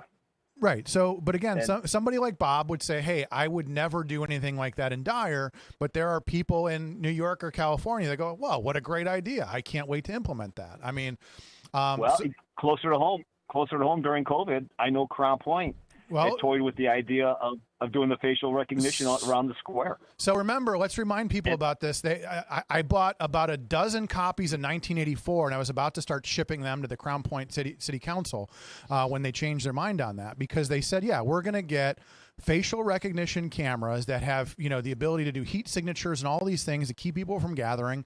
And then when people came out and said, hey, we're not fans of that, said, well, what if a little girl gets lost during the parade? These cameras will find her. If, again, for the children, we're going to have facial recognition AI cameras all over our city, but it's for the children in case they get lost at the parade. And I literally was, days away from shipping out copies in 1984 to each one of them. So carry on. Go ahead. A couple side notes on my way out. Previous caller had mentioned that D-Lo was using our money to pay for podcasts for the high schools. I concur. You can't don't hate the player, hate the game. D-Lo has found a creative way to get into all of our pockets via our tax dollars for our school boards. to pay for his radio station. That's no big secret. And the guy was absolutely correct. And on one other note, the president of Haven House makes a lot of money. I got to go. Okay, appreciate the call. I don't want to get into all that again. Everybody can have their thing. I sent Haven House a few dollars, after the incident with the tree falling on their house. I mean, at the end of the day, everybody's allowed to have their opinion on things. Look, at the end of the day, they've done good things. I've given them checks a couple times, and I will continue to support them. Say what you will. At the end of the day, I've seen what the big national nonprofits, what they pay their CEOs. I've seen what they do with their money. Famously, the Red Cross used most of the 9/11 money for themselves. And, there were victims and families of 9/11 victims that were like suing to get money. There were people that come out and say, hey, don't give, when there's a hurricane, hey, don't give the Red Cross money, give it directly to us because it'll stay in the community. So again, at the end of the day, I'd much rather support a local organization than give money to some big national organization that's not going to actually help people. Bob, thoughts? I did the same thing. I gave them a check and, reposted some of the stuff for them. Yeah, again, I mean, have your criticisms. That's fine. I'm going to keep supporting them. Do we have any more calls? Let's take another call. Good morning, caller on here. Hi, guys. How you doing? Good morning. How are you, sir? Morning. Okay, you guys talking about these cameras, state of Colorado, Denver specifically. These things are used for, basically gouging the public for money. If you drive through the Denver Metroplex, if you use the express lanes on the expressway, you either have to have an account with the state of Colorado, right, or you will be ticketed. All the expressways in the Denver area are full.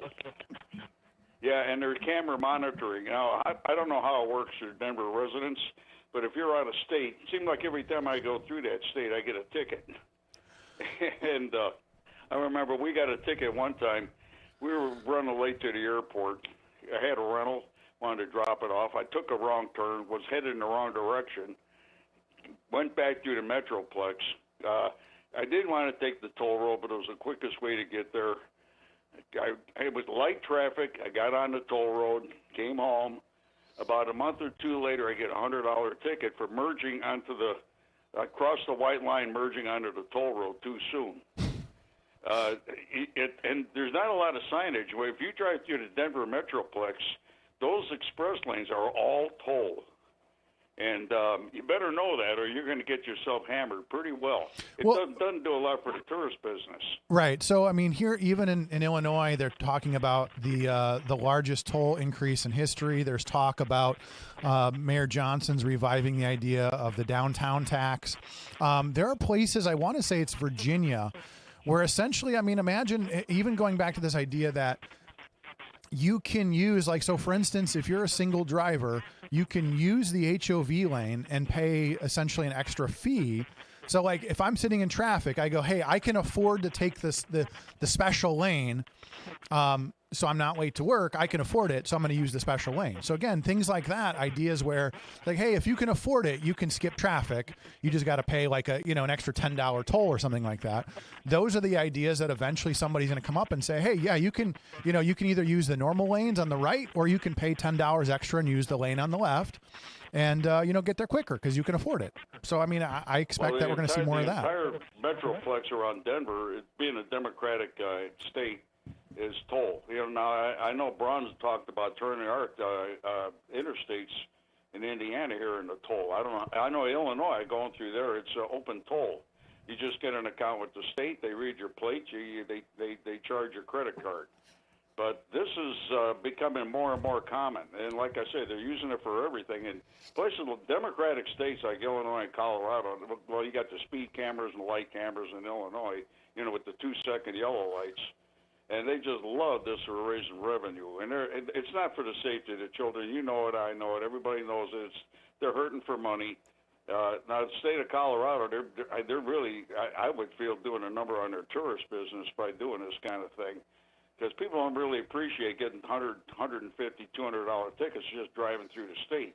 Well, even like I've had that happen to me on the East Coast where, I'm driving around for a couple days and then randomly I got a ticket from whoever, New York or Pennsylvania, because my transponder didn't work at one spot.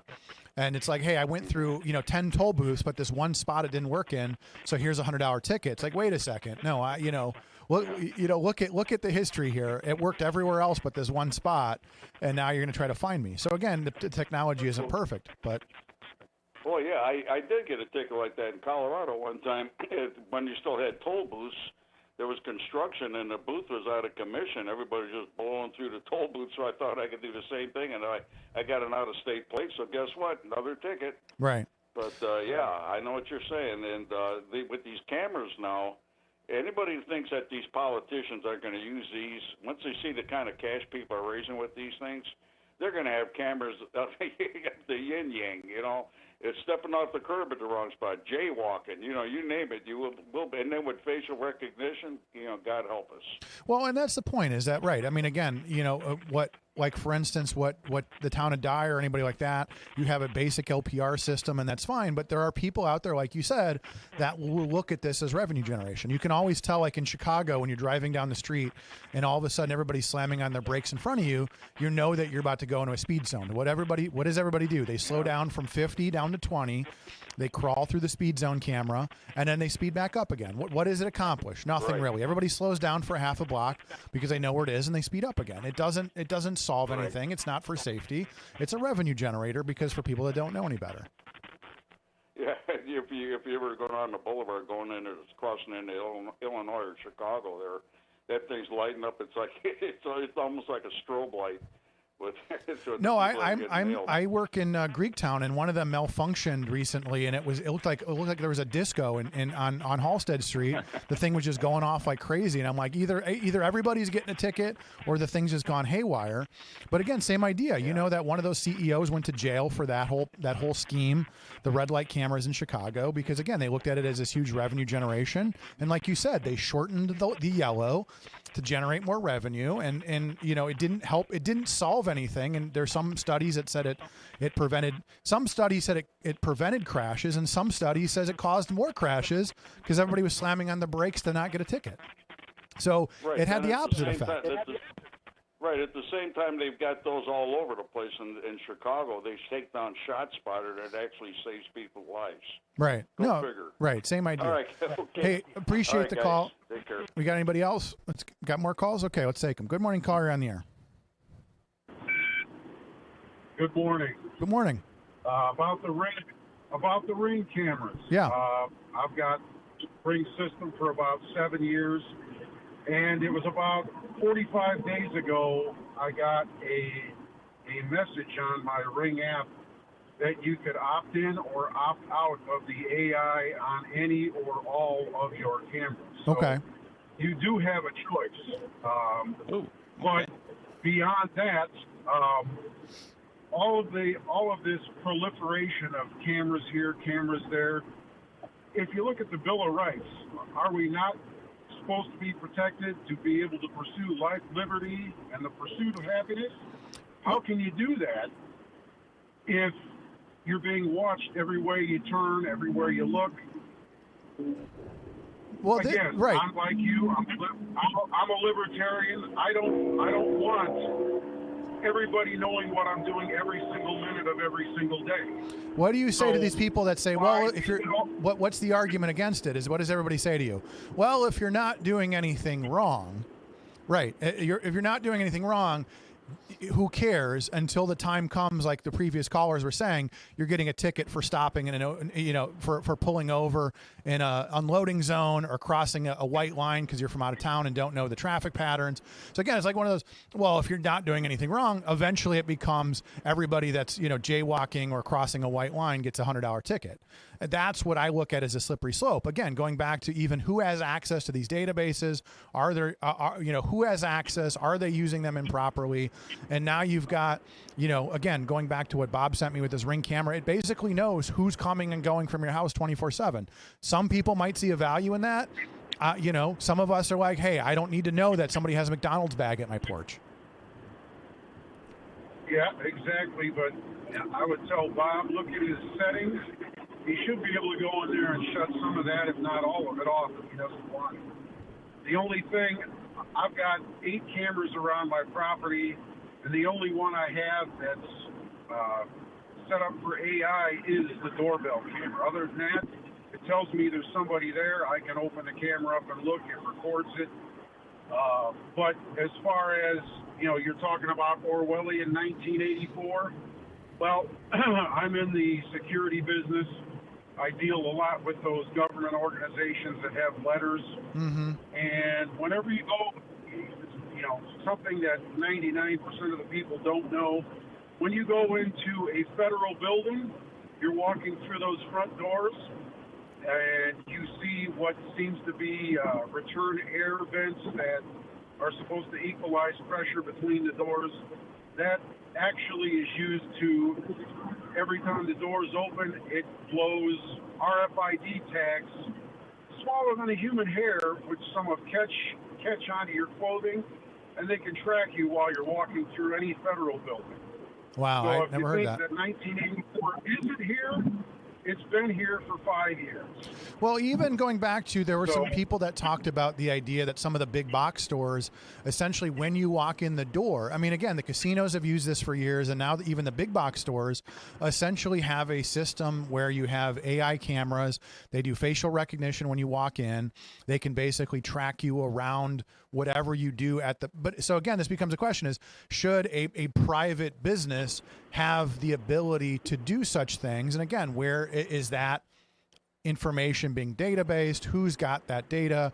Every time I go into a big box store now, there's some sort of AI record of when I was there, what I bought, et cetera, et cetera. Did you sign up for that? Did you agree when you walked into that big box store to have, at what point should there be a big poster on the wall that says, hey, when you walk into this big box store, a camera is going to basically record your identity and record who you are. And you're going to use facial recognition to know who you are, when you were here, what you did, et cetera, et cetera. Did we agree to that? Just like you said, when you go into that federal building, are you agreeing to that? And should we be notified, hey, if you go into this building, here's what's going to happen? And that's kind of, for me, at the very least, we should be posting that information so you have the choice. I don't want to go into this big box store because of these AI cameras.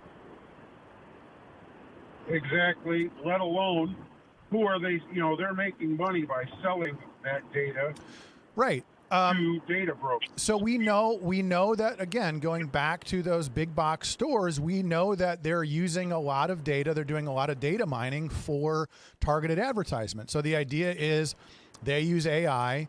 Now you go down the health food aisle or the supplements aisle, and they go, hey, this guy's looking for vitamins. Now, your Facebook is going to light up with a bunch of ads for vitamins or whatever. Is there a value there? Maybe to some people. I mean, there is that famous story about how Target knew that the young girl was pregnant before her parents did because it knew she bought a certain combination of items, and then it sent her like a prenatal, hey, congratulations on your baby advertisement. And her family's like, what do you mean? Why are we getting this in the mail? And she's like, oh, by the way, I'm pregnant because targeted advertisement. Maybe that was an urban legend, but I thought that really happened. So I will say there is not an urban legend about Walmart, Florida, and hurricanes. And while not exactly the AI tracking, it's that tracking of, hey, they noticed that strawberry Pop-Tarts sell better than all the other Pop-Tarts when there is a hurricane. And so in Florida, those Walmarts, front load a heavy stock of strawberry Pop-Tarts. Not water. Hey, get rid of water. Not water. Let's get more Pop-Tarts. Again, okay, maybe there's a value there. There's a value there. Maybe that's good. Or even now they're talking about these price tags that they can adjust electronically. So maybe when they see a hurricane coming, they jack up the price of Pop-Tarts $1. You know what I mean? Like that's the technology. So you would say, hey, I'm happy with that as a consumer. I'm happy that they know I need Pop-Tarts, but also, what do they do with that data? So, hey, I appreciate the call. Why don't we take a break and we'll take more calls? Go ahead. One other thing. Yeah. One other thing, something that has been released to the general commercial community, what's been being used for a while. They now have these are GPS tracking tags that are basically like a piece of tape, but they have a battery in them that can track whatever it's put on for 45 days. Wow. Something else. Well, I mean, people don't know. yeah, and we're seeing those. I mean, again, that's nothing new, like for package handling and stuff like that. But you're right; it's that technology's been there, but now it's getting smaller and smaller to the point where they put them on all sorts of things. And should we, as consumers, should you know, hey, there's an RFID inside that shirt you bought or what have you? So, I mean, again, it's sort of like one of those things. Like if we don't care, they're not going to tell us until we go, hey, wait a second, there's RFIDs in like everything I'm buying. What are they using it for? So, hey, appreciate the call. But again, I mean, even going back to, I think Amazon is working on that with Whole Foods. The idea of, is it convenient for you? You go to Whole Foods, you take something off the shelf, and you don't even have to check out. They know you bought it. You walk out the door, it scans you. I mean, I go to Sam's Club occasionally, same thing. They've got a camera that you walk through on your way out. They have this arch that you walk through, and it looks at your cart and it knows that if you paid for something or not. So again, as a consumer, we're essentially signing up, we're approving of this when we go to those stores, and we don't say anything. So why don't we take a break? We'll be back with more. I'm sure Jim's out there somewhere going, oh, these guys tinfoil hats again on a Monday. Come on by, Jim. Tell us where we're wrong about this. But again, I think this is interesting because this does literally affect every consumer. So we'll be back with more after this. I'm a victim of being ran over by a semi while I was flagging. The person wasn't paying attention and they hit me with their vehicle. I seen a accident where we were the first people to walk up, and that picture will never leave my mind. I've seen people get hit before. It's been horrible. Construction zones on roadways and bridges are more than just cones and equipment. They're the workplace for thousands of dedicated union laborers. Everybody has a family that they need to get back home to, so please just pay attention to us out here while we're working. We all have family, and I know it's a pain in the ass, but we're trying to make the roads better for y'all. We're doing this for everyone. We're hardworking Hoosiers, just like you, and we all want to make it home safely. People would just take a couple seconds to pay attention. Be aware of where we're at, where the cone zones are at. We're all in this together, and we're all just trying to be safe. This is Brian Short, Business Manager for the Indiana Laborers District Council. Everyone deserves a safe place to work. Do your part in the cone zone. Slow down, save a life. We're all in this together. A message from Laborers International Union of North America and affiliated locals. I'm Pastor Eric Boone, pastor of the Tree of Life Church here in the great city of Gary, Indiana. The Notre Dame Credit Union. Go beyond and above to make sure that we are in position to make that greater impact. Listen, this credit union is one of a kind, and I'm looking forward to the future because I know that we will continue to do greater things together, and I'm forever grateful for a credit union like this. Visit NotreDameFCU.com. Hey Region, I'm T, and I grew up in East Chicago, went to college in Gary, worked out of Munster, and raised my family in Crown Point. I'm Region to the core. I created Region Hot Sauce, the flavor of the region. Add it to chicken, fish, pizza, eggs, and more for the perfect blend of heat and flavor. Visit RegionHotSauce.com for a complete list of locations or to order direct. Region Hot Sauce, the flavor of the region. Hey, 626 here in the region. Let's take a look. Bob, we're checking in. You're our official South County 30 and 41 traffic reporter. How are things at 30 and 41? He's not there. You're not there. Maybe he went out to check the traffic. He disappeared. Okay, well, maybe Bob went out to 30 and 41. So when he gets back, he can tell us what's going on. Bob, how are things at 30 and 41? He doesn't have his headphones on yet. We'll keep watching him. No, go back to him. Go back to him. We're just going to keep talking until he sees us. Hey, Bob. How are things at 30? Did you just get back from 30 and 41? He's muted. Oh. That's okay. Hang on. Go ahead. How are things at 30 and 41? He's changing his headset. Riveting radio here. Okay. Now go ahead. 30 and 41, Bob. Can't hear you. You're muted. I'm not muted now. Now you are. Okay. You got an update for us? 30 and 41 is good. Fantastic. Okay. Now we can get on to other things. Here in the region, 80, 94, 65, Skyway, Toll Road, everything looking fine. We've been talking about this issue on the Bishop Ford. The right lane is closed at around 130th because of the flooding from 2 days ago. So you've got heavy traffic, Bishop Ford on into the merge. Traffic on the Dan Ryan looking good. Little tap of the brakes, 35th on in. Other than that, on the Illinois side, everything looking good, 80, 294, everywhere else if you're heading to the airports. How is weather? Morning, everyone. Today we're at 71 degrees with highs of 78 and lows of 64, with some sun and a stray thunderstorm, humid. Tomorrow on Tuesday we'll be having highs of 84 and lows of 64. Should be mostly sunny. Then Wednesday we'll be having highs of 87 and lows of 68. Should be mostly sunny and humid. Paul Goddard just sent me an update. I wanted to hit this earlier. If you are going to the Illinois side, as you go over the Thornton Quarry, you are going to see something that I've never seen before. And as you may or may not know, basically Chicago has this deep tunnel project, $4 billion project to essentially capture water from the sewers and put them in the long-term storage so they can process it after heavy rains. The Thornton Quarry, as I call it, the world's largest toilet, is now at 94% capacity. So essentially this massive quarry, you've driven by it, you know how big it is. It is 94% full of water. How big is it? How big is it? Well, it's 7.3 billion gallons of water in the Thornton Quarry. I mean, unprecedented.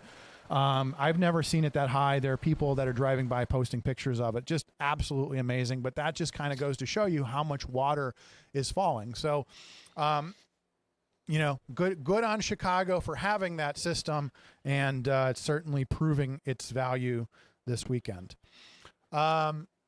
We got phone calls. Let's get back to the phones and hear what you have to say. Obviously, somewhere out there, Jim is going, these guys in their tinfoil hats. If he's stopping in, we'd love to get his take on it, because I think you guys find this interesting. I think these are things that affect your daily life. These flock cameras, AI cameras at the big box stores, these are something that you are encountering on a daily basis, and it's something that, again, people aren't talking about. So let's take a call. Good morning, caller on the air. Good morning, Chuck. I know this is a big issue, but I just wanted to call in and ask about the Andre and Bishop Noel softball game score. Did you get that? We were going to break in as soon as we have those scores. We have an entire app for that. Thank you. Yeah, but again, hey Chuck, go ahead, sir. Go ahead. I'm surprised you and Bob, the expert on elected officials, doesn't already know that Indiana has already implemented this program. Which program is that? They're already speed cameras in construction zones. Oh, well, we talked about that. Yeah. So, we talked about that earlier when we first started. 65. So they have a van that they set up in construction zones. And this becomes the question is that inherently a good idea in a construction zone to have that camera?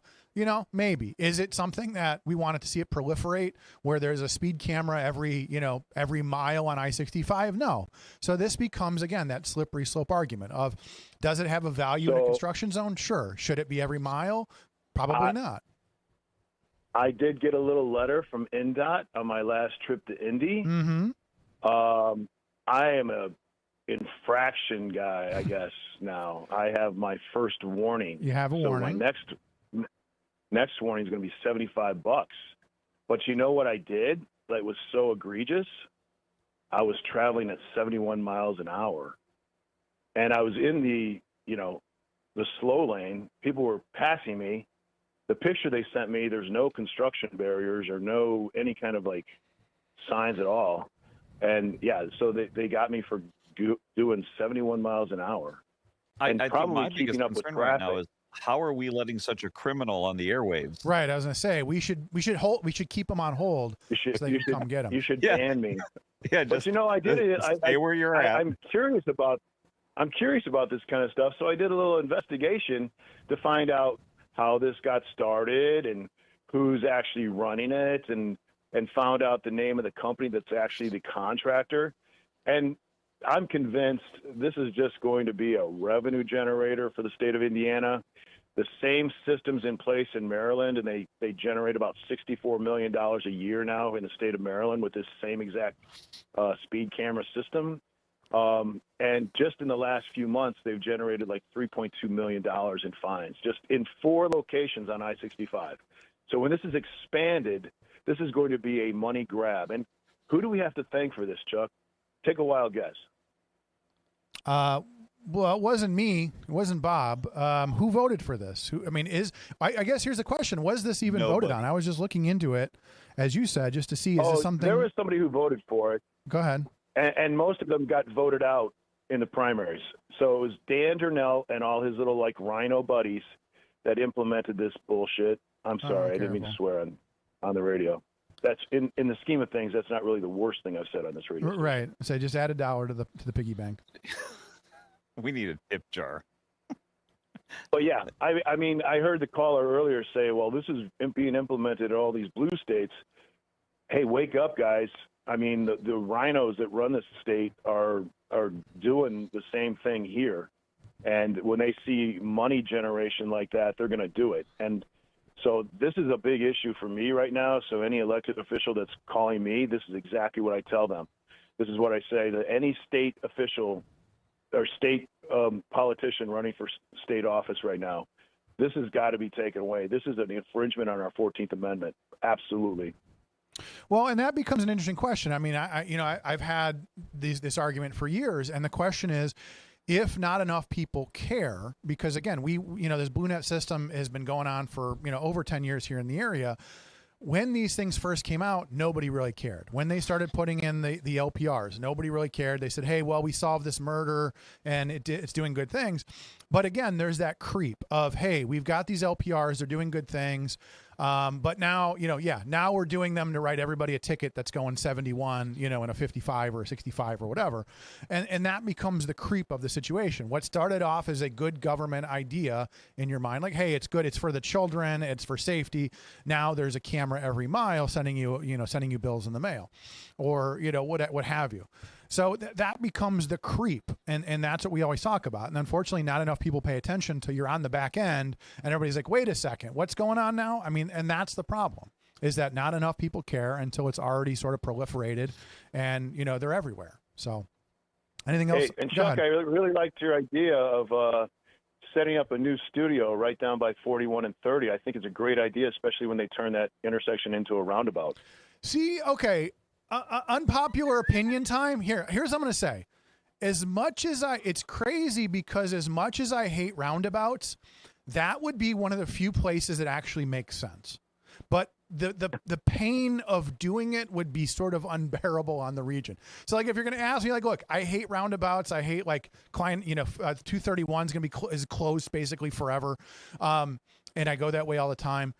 That's the one place where I can actually say, like, look, that may be a place for a roundabout, but we're never going to do that, right? I mean, again, that's the one place, and we talk about, people are talking about how unbearable traffic is on 41 now, and we knew this. We knew this a decade ago. We knew this years ago when 41 was cornfields, and they started building all this stuff. It's like, hey, guys, you may want to, kind of rethink traffic in that area. Like, no, well, it's fine. And now a lot of people are just saying 41 is pretty much unbearable, day in and day out, because that's not how we do things. So, but hey, appreciate the call. All right, have a great day, guys. You guys take care. You take care. We got any other callers? We got one more call. Let's take another call. Good morning. You're on the air. Hey, to improve your show, Chuck, why don't you just lock the doors and keep D-Lo out of there? Well, because then it would be 112 degrees in the studio if we lock the doors. It is currently 68 degrees at WJOB Southern Command. Oh, jeez. Where is Bob broadcasting from? Is an undisclosed location. Is Palatial Weekend Escape down in Bourbonnais or someplace? What are you down in like Southern Dyer or in Linwood, where you're fighting off the enemy or something, wherever the hell you're at, Bob? We've got Dyer's Panzer Division. Right on the border? Yeah. Hey, listen, I don't think these, the cameras in the stores, I'm all for that, because you can't trust the public. I mean, these people come in and try to steal anything that they can. Okay, so hang on real quick though. Is there a difference between having a bunch of cameras that are just sort of watching for people stealing, and the next level of again, we know the casinos have it. We're starting to say the big box stores have it. Sort of facial recognition. It knows who you are when you walk in the door. Is that a step too far? And should private organizations be able to do that? Like Home Depot or the casinos, they should be able to do whatever they want. They're trying to protect their income. Okay, so we know like Home Depot all day long. So we know that like Home Depot. If you don't. So here, let me ask. If you don't like it, go make your own shovel. Go mine your own concrete. Don't whatever you got to do. You want to hammer out some nails out of a metal tin can you found on the street. That's up to you. But you walk into their place It's their rules. Should they? Should they? Plant your own garden. We know that Home Depot uses LPRs in their parking lots. We know that Walmart uses facial recognition. Should they at least have? Most of the people couldn't read 10 of the words on the sign and understand them anyways. So I wouldn't even bother with the sign. I said, it's just to say, hey, dumbass, we got a lot of cameras. Don't be stupid. I would be fine with that sign. I would be fine with that sign. And I don't mind the cops having access to ring stuff because, someone gets robbed or raped or, whatever. I mean, but the data should be stored in a place, let's say like at a CPA firm or at never anybody associated with the Democrats for sure. Because remember back in Highland? I remember that too when that guy named Dave from Highland, he went to Dave from Lily White Miller Beach. When he lived in Highland and was a big fan of the Highland cops, they were the ones accessing the FBI database because when they were all cheating on their wives and they got caught, hey, we're looking. Yeah, we didn't know you could look in the FBI database to track the. Oh yeah, okay. Well, we'll pay the fine and promise never to do it again. But yeah, I don't like. I like to ring cameras around. You gotta keep people safe, and there's just too many criminals out that we don't punish. Again, the technology has a place, but okay. So your argument is have the technology, but only Republicans can access the database. I mean, again, like conservatives, conservatives, not Republicans. Okay. So only like Dan Jernell can't have access to it. So we can have the data, but only no rhinos and no Democrats can have access to the data. There's a conservative litmus test, and if you pass it, you can have access to the data. But again, I would say most conservatives don't want the data. Like, I don't want to see that. I have no desire to look at my neighbor's Ring camera or to see if they brought McDonald's home. So you're like, only conservatives can see the data. I don't care. I don't want to see your Ring camera. Except when you wake up in the morning and your car's not on your driveway and you don't have the Ring camera, but your neighbor does, and you go, hey, do you mind if I look at that because I'm missing my luxury sled? Yeah, so now you've got video from your neighbor of your car leaving the driveway at 3 a.m., which you already knew. And again, to your point, now you can put it into the LPR. And you got a picture of who did it. Maybe. You have a blurry picture of, a silhouette that jumped in your car at 3 a.m. Okay, but... Listen. They grabbed the kid that did my neighbor crystal clear. They tracked him down in about an hour. It took no time at all. So again, a success story because you put that license plate in the database, and now you've got LPRs everywhere looking for that car, and then when there's a hit, they'll go grab them. So again, success story. You're right. Who has access to that database? It's not just conservatives. Sorry. I mean, that's the ultimate question. By the way, I mean, look how much it's helped Larry the Cave because they give him alerts and saying, hey, lay off the McDonald's, and look at the guy's lost like 140 pounds. He's like half a Larry K. He's like a Larry I. Call in tomorrow and ask him if his Ring doorbell tells him he's got McDonald's. Okay.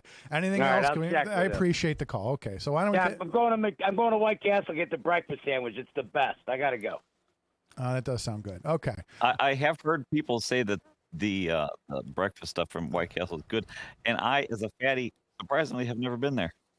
I don't know. I'm going to check your Ring doorbell database. I think you're lying. I think I'm going to tell Becca's like, hey, he came back with sliders again. He came back with a 10-pack. You're not supposed to eat that many. Okay, let's take a break. We'll be back with more after this.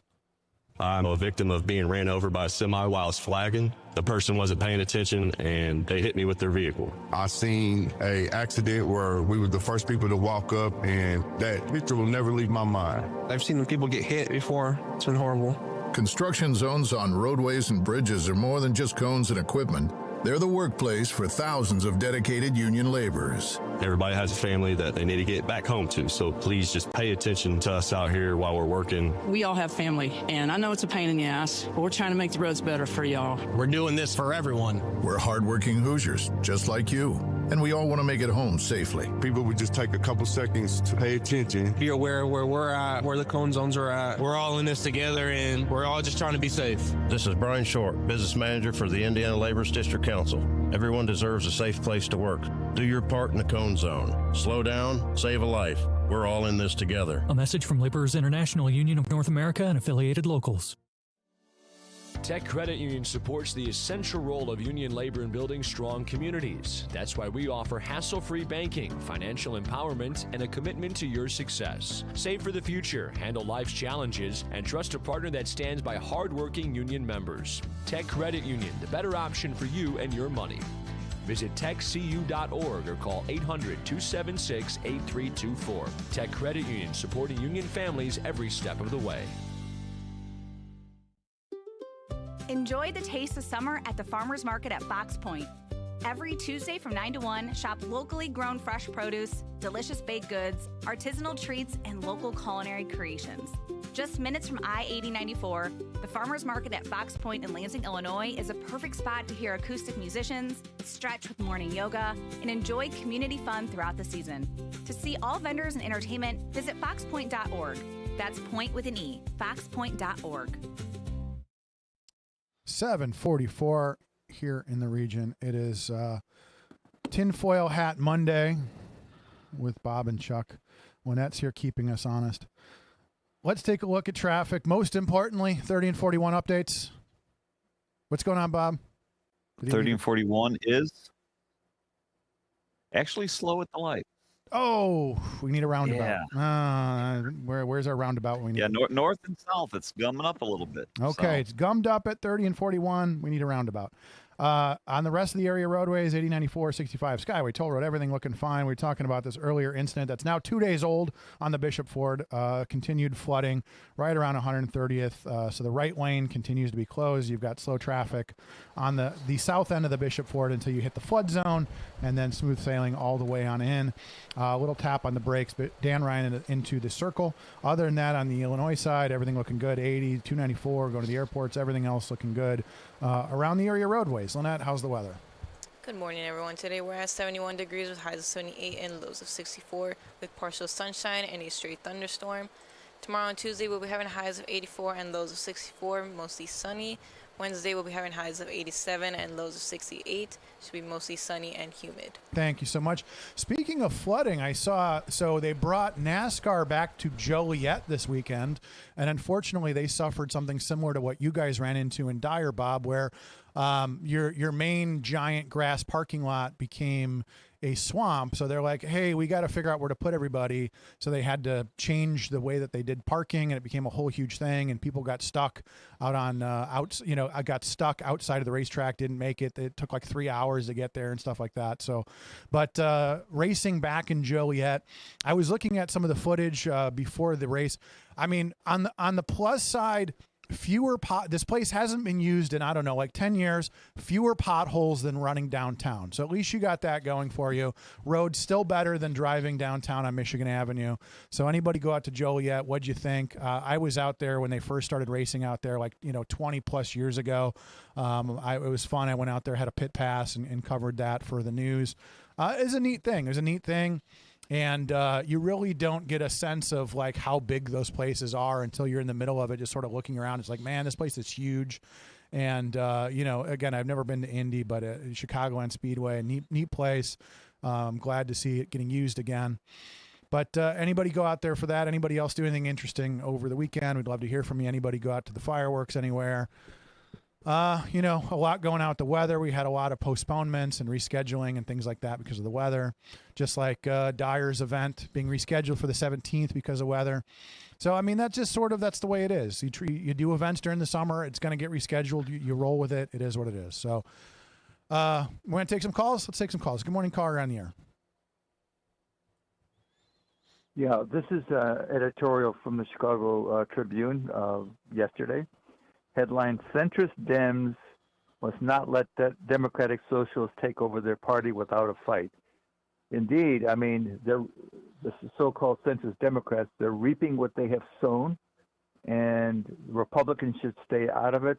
Republicans should stick to the business of winning elections and pointing out to the electorate that the so-called centrist Democrats aided and abetted the rise of the communist elements of their party, all the while smearing those of us who told the truth about what was going on. We were Nazis, fascists, and all the rest of it. So Republicans, stay out of this fight and focus on winning elections and focus on the responsibility of the centrist Democrats for the rise of these communist elements in American society, wanting to destroy the American Republic, and of course, ultimately, the end of Western civilization. But hopefully the Republicans have the sense to stay out of it. Well, what do you think as a libertarian? And so I would kick that question over to Bob, because I would say the same thing is there is an unfortunate reality in modern American society where there are a lot of people, there are a lot of, Midwestern cities. There's a lot of towns like Dyers. It's safe, it's clean, it's nice. There's a lot of communities around here, St. John, Griffith, Rick Rifa. I always mention him. They do great work there. The idea that just sort of keeping things status quo, keeping things clean, keeping things just the way they are, keeping things nice, almost is, it's almost like a losing battle, because it's like, hey, we just keep we pave the roads, we pick up the garbage, the water flows, we shovel the snow. It's sort of like this idea of that's almost become boring. It's like, well, what about the programs? What about the big ideas? What about the shiny objects? What about bringing the bears? What about building the train? The idea that sort of this idea, again, as you said to me as a libertarian, I just want to be left alone and, know that when my kids go outside, they're safe and aren't going to get shot, in the crossfire from a drive-by. That's boring, right? Living in a boring, people talk that all the time. My friends in Chicago ask me all the time, like, what do you do in Indiana? It's boring. I'm like, yeah, nobody gets shot. There's nobody doing teen takeovers in my neighborhood.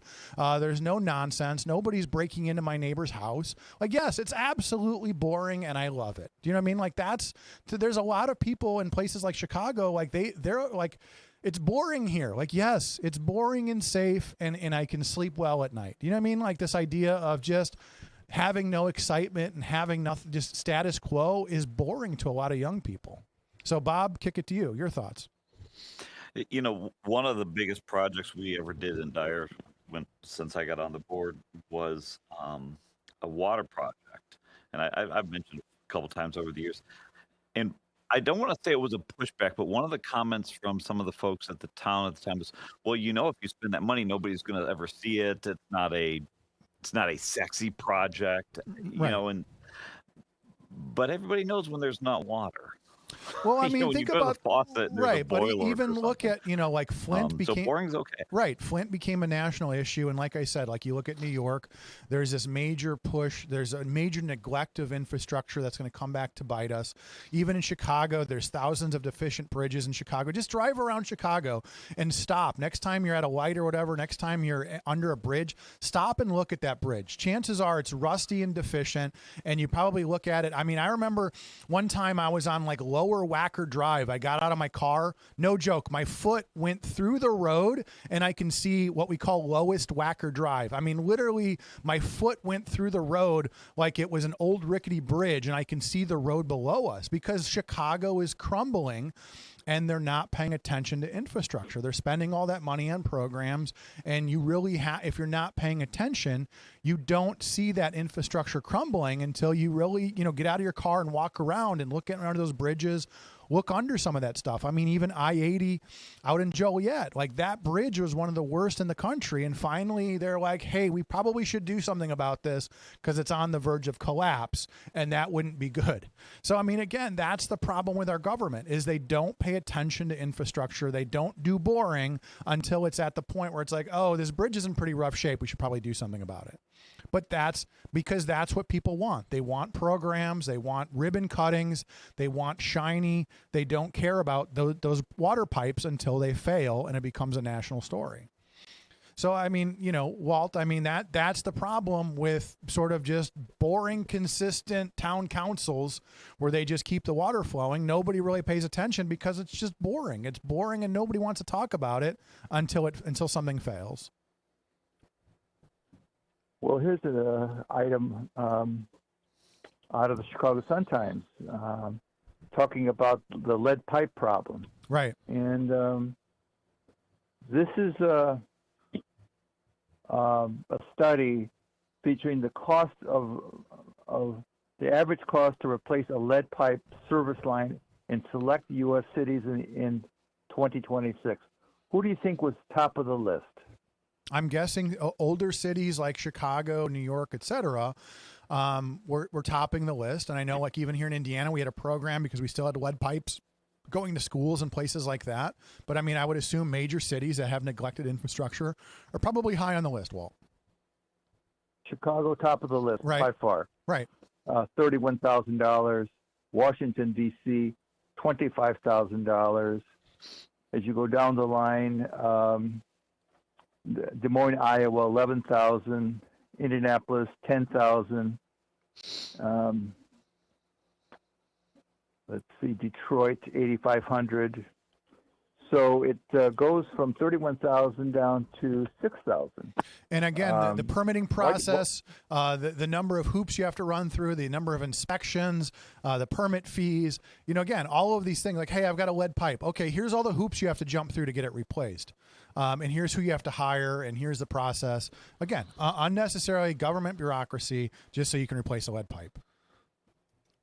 Do you think that the fact that Chicago consistently is labeled the most corrupt city in America, that the corruption may have something to do with the cost of doing basic business like fixing the infrastructure? Absolutely, and that probably has something to do with the fact that probably explains why Dyer, St. John, Crown Point, et cetera, have doubled in size. I remember, Walt, there was a story that came out maybe a summer or two ago about a small business, a small restaurant. I feel like it was maybe a family-run, Mexican place or whatever. The inspector came in and said, "Hey, you gotta put a sink over here. You gotta do this."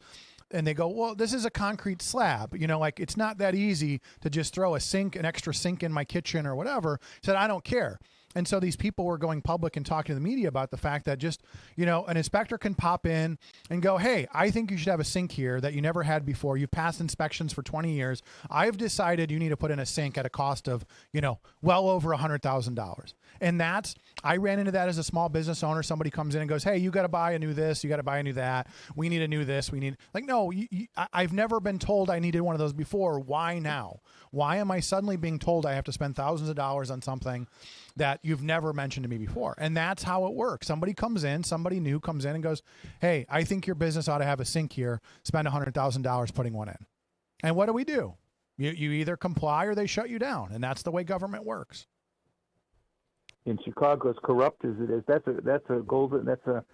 a money opportunity for the inspector. I was going to say, the owner didn't realize, sir, that was you're supposed to pull out the bag of money, sir. You're supposed to pull out the money. That was the inspector's way of saying, grease my palm and I'll look the other way on your sink. But he probably didn't understand that. Talking about the rise of the public surveillance culture, where did that come? I'm going to explain it to your audience. Yeah. This goes back to the 60s when the Democrats controlled the presidency, the House, the Senate overwhelmingly.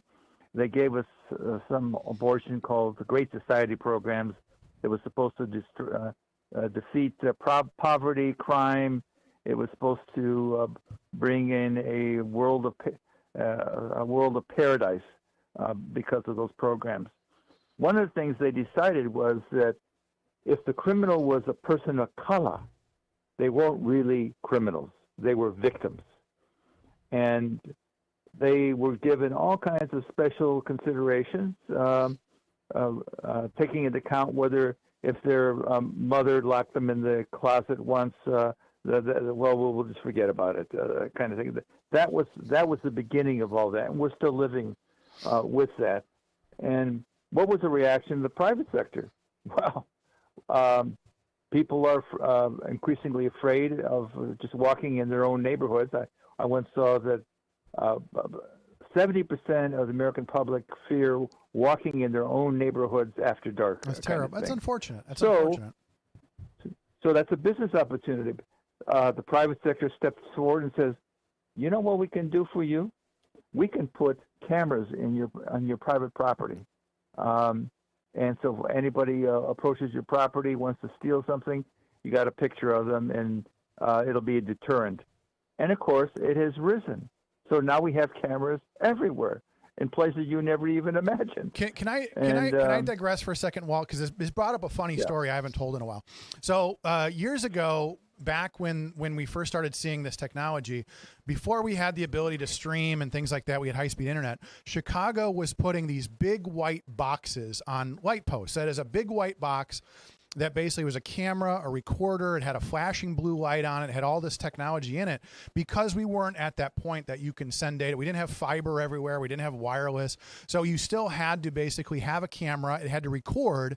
And so what would happen is there'd be a crime, and then the city would have to bring somebody out, open up the box, pull the hard drive to find out who it was. And there was this press conference, I want to say it was with Mayor Daley like 20 years ago.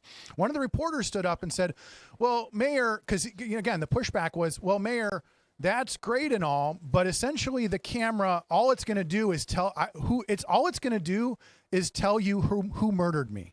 It's not going to prevent crime. It's just going to tell you who murdered me. I'm still murdered. Do you know what I mean? Like, that's sort of the idea. It's like, you're not preventing crime. You're basically just going back and saying, okay, here's who did it. Your focus is on, again, that reaction. Like, we're going to find out who did it. Well, that's great, but I'm still dead. I'm still dead, and my family is still without me. So it's like, why don't you prevent crime instead of, putting cameras everywhere to tell us who committed the crime, but I'm still dead? I mean, and again, that was to me like sort of this turning point of like, hey, the cameras are great, but all it's going to do is tell you that I'm dead, and who possibly have done it. I'm still dead, instead of preventing the crime. And to me, it was just a hilarious moment because he made this valid point of, you're not preventing crime, you're just basically recording it, right? I mean, why don't you focus on preventing crime, not recording who did it? And again, we're still dealing with that decades later here in Chicago. So, hey, Walt, I appreciate the call as always. Let's take a break. It is 8 o'clock. You're listening to AM 1230, 104.7 FM in beautiful Hammond, Indiana. Come to Bands, Bikes, and Brews on Saturday, July 18th at Fox Point in Lansing, Illinois. A celebration of rock, motorcycles, and cold brews explodes at 3 p.m. with live music from Grindstone, Fatal Order, and Count 77. Rock out with headliner LA Guns. Rev up with special guest and bike judge Danny the Count Coker from the History Channel's Counting Cars. Admission is just $20. For tickets or to register your bike, visit foxpoint.org. That's point with an E, foxpoint.org. I'm a victim of being ran over by a semi while I was flagging. The person wasn't paying attention and they hit me with their vehicle. I seen a accident where we were the first people to walk up, and that picture will never leave my mind. I've seen people get hit before. It's been horrible. Construction zones on roadways and bridges are more than just cones and equipment. They're the workplace for thousands of dedicated union laborers. Everybody has a family that they need to get back home to, so please just pay attention to us out here while we're working. We all have family, and I know it's a pain in the ass, but we're trying to make the roads better for y'all. We're doing this for everyone. We're hardworking Hoosiers, just like you, and we all want to make it home safely. People would just take a couple seconds to pay attention. Be aware where we're at, where the cone zones are at. We're all in this together, and we're all just trying to be safe. This is Brian Short, Business Manager for the Indiana Laborers District Council. Everyone deserves a safe place to work.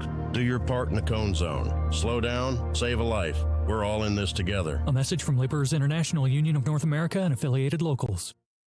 It's the simplest expression.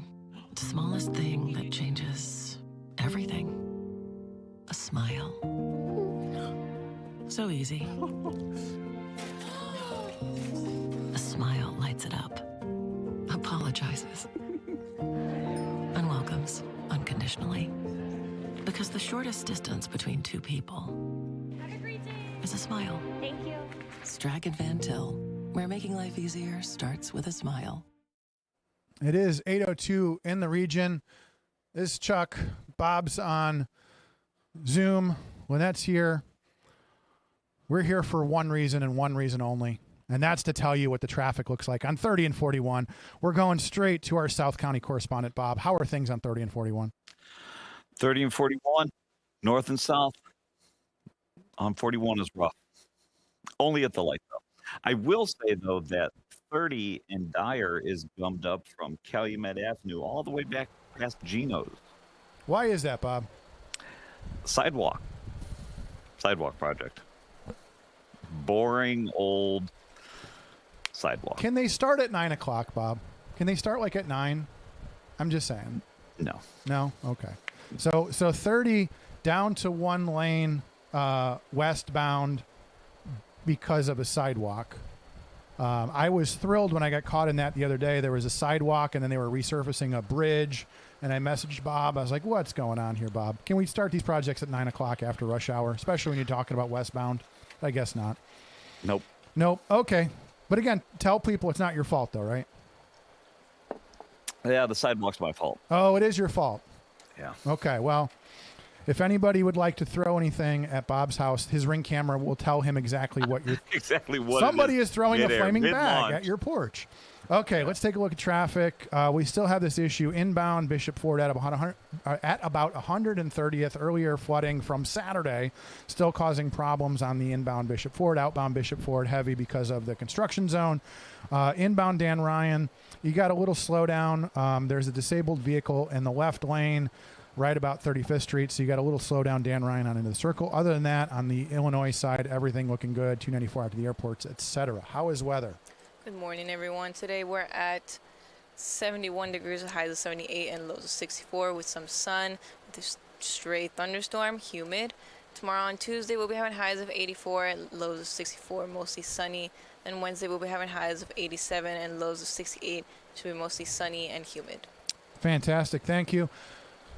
Good morning, Mr. South County correspondent. How are you down there? How are things down in South it County? couldn't be better. So we've got air at the studio, and I've got a chill. It's chilly. But I do have to say, someone made a comment in the chat. When it does pan back to you, that fan on the floor is making the flag billow behind you. So it's quite patriotic. No, it's a trick I learned. Nest. It's a trick I learned from NASA. Back from the moon landing days, we put some rods in there and make it look like it's waving. Yeah, it's sort of a neat thing that we did. It is Conspiracy Theory Monday. It is Tinfoil Hat Monday. We're talking about all the things that Colby would hate us talking about here on WJOB that affect your daily life. We have another 25 minutes or so if you guys want to chime in on anything going on. Anything? Did you spend way too much money on fireworks? Did you go out to the Joliet racetrack and see the NASCAR race? Anything going on? We'd love to hear from you. How'd you celebrate the 200? This is post semi-sesquicentennial Monday. Did I get that right? Semi-quincentennial. Close enough. We're taking your calls. Let's take a call here. Good morning, caller on the air.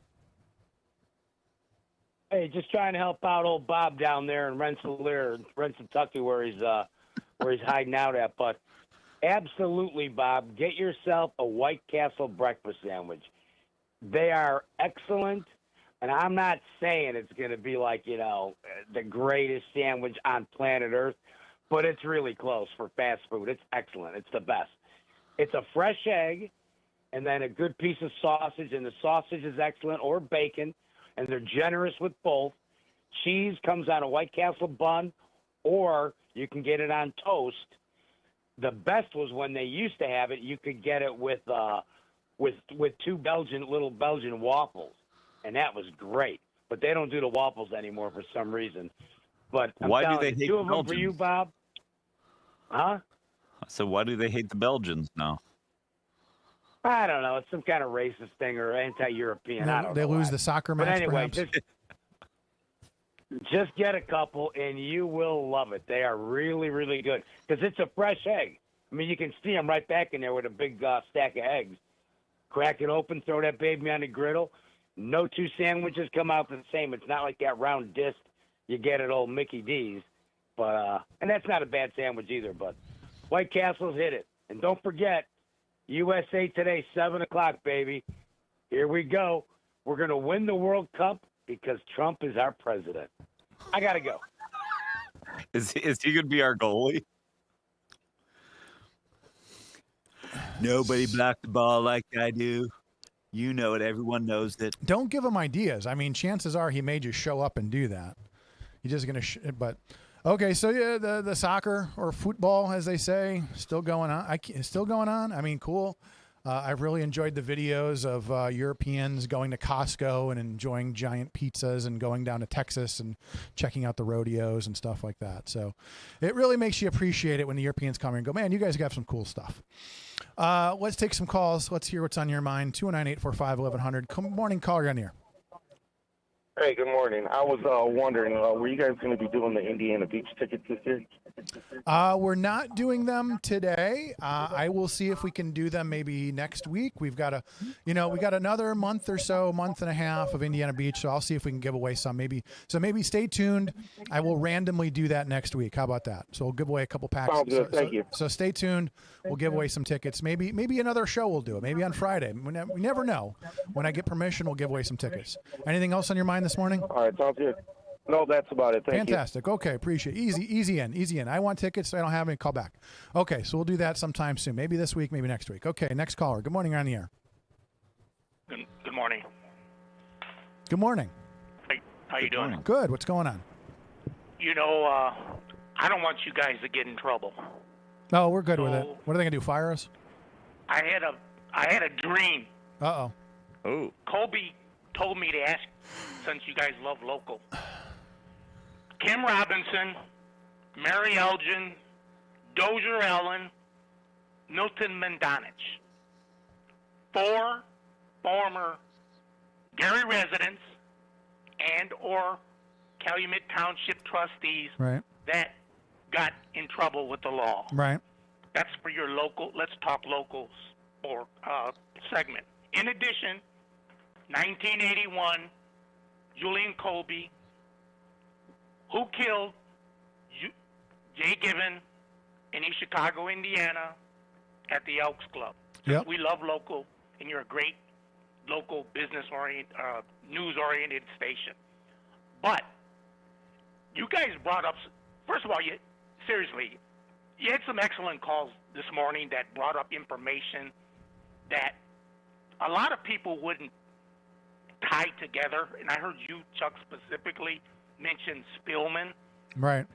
What Spillman does is exactly what you're saying. It's totally surveillance to the 10th level. And the people that primarily misuse it were people in government, because your average citizen does not have access to Spillman. Would you agree? Can I real quick? I don't know if you're going here, but I'm going to go here. Remember what happened during the Bunsich trial? Anybody remember? You want to talk about local? Let's see if I can pull up this article from 2018 when a former jail contract employee used Spillman to access data about the prosecutor. Yep. I've heard stories, and again, I've heard anecdotal stories about people that use Spillman to check up on their, the ex-wife, ex-girlfriend, et cetera. I've heard stories about NSA employees using that database to look at pictures of their ex-girlfriends or their neighbors, et cetera. And so this becomes that inherent question. It's like, yes, I understand the reason that you want to implement this technology, but again, as we always say, we talk about the guardrails on programs. Where are the guardrails? There's one group that you haven't mentioned yet, and it is the folks who work at all of your local pharmacies. Have the ability to just type your name in and see everything that you are currently or have ever been prescribed. Well, even go beyond that. There are states that you'll go in and try to buy, Sudafed or whatever. Like, oh, you're at your limit. You bought your Sudafed for the month. No more, again, and there's a reason for that. Look, you're trying to cut down on, but this is again, let me go on my libertarian soapbox for a minute. This idea that I spent the weekend, I was working during the day, so I was kind of relaxing at night. I started down the Netflix rabbit hole on the mafia. I was watching New York Mafia, and then I wandered into Sicilian Mafia. And it was interesting because one of the things when you talk about, and I always enjoy mafia because it kind of leads back to government, the idea that the mafia grew powerful because the government tried to prohibit things. The biggest moment in American modern mafia history was what? Prohibition. Why? Because overnight you made alcohol illegal and half this country still wanted alcohol. It was interesting. I was watching the documentaries about the Sicilian mob, and one of the things that happened, again, totally expected, is that the anti-mafia. There was this anti-mafia movement in Sicily, and now they call it the anti-mafia mafia. Why?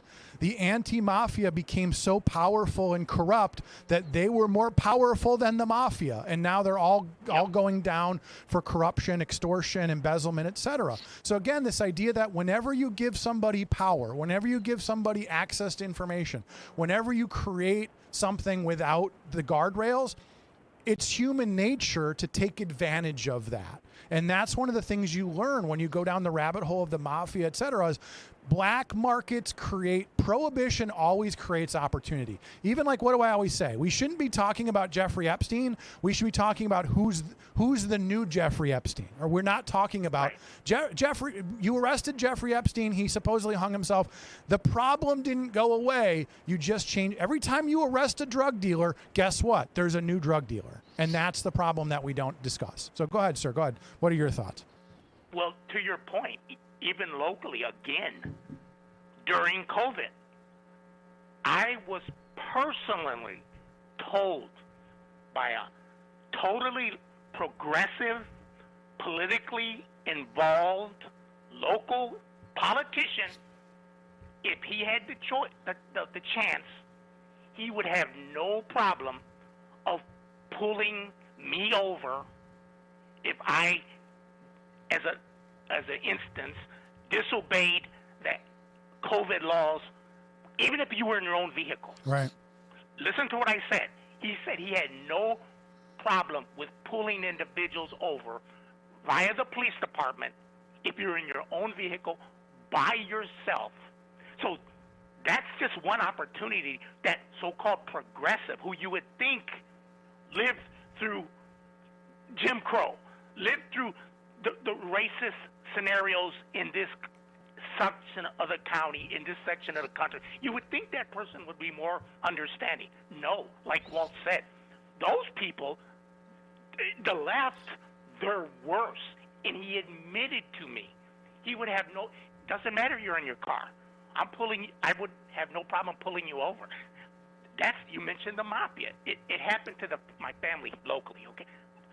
More involved than Frankie, okay? As a matter of fact, and I gotta confess,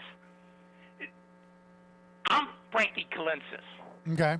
From this aspect. Mm-hmm. When D-Lo first started this chat online, you could make up your names. I would make up different names because you have one of your so-called people who, love opinions. He would take it upon himself to delete you if he didn't really like what you said. I'm not talking about dirty terms. I'm not talking about calling people names. So I said, okay, smarty, I'm making up names. So I made up the name Frankie Colensis. So when you say, well, we got the IP from Greece, well, how do you know I wasn't in Greece? So just a confession, but again, it's to the people to the left that always want to stifle free. Always. I mean, you mention Italy all the time. My godmother lived under Mussolini.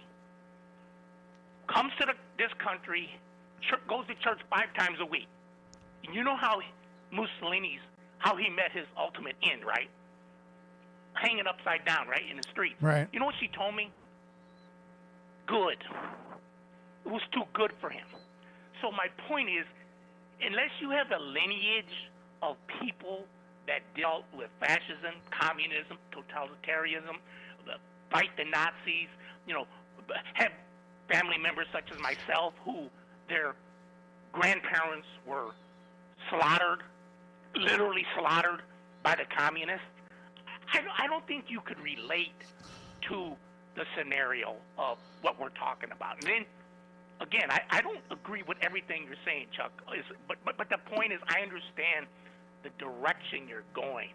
But I just see this country going so far to the left, so far, and I hear the moderates. Just one question to both of you, and please don't say Frank Mervan. Who are the moderates at the national level on the Democratic side? Please, I mean, I would say that there's one, and he's the most hated guy in Washington right now, and that's John Fetterman, right? Right, exactly. What about Bob? Who?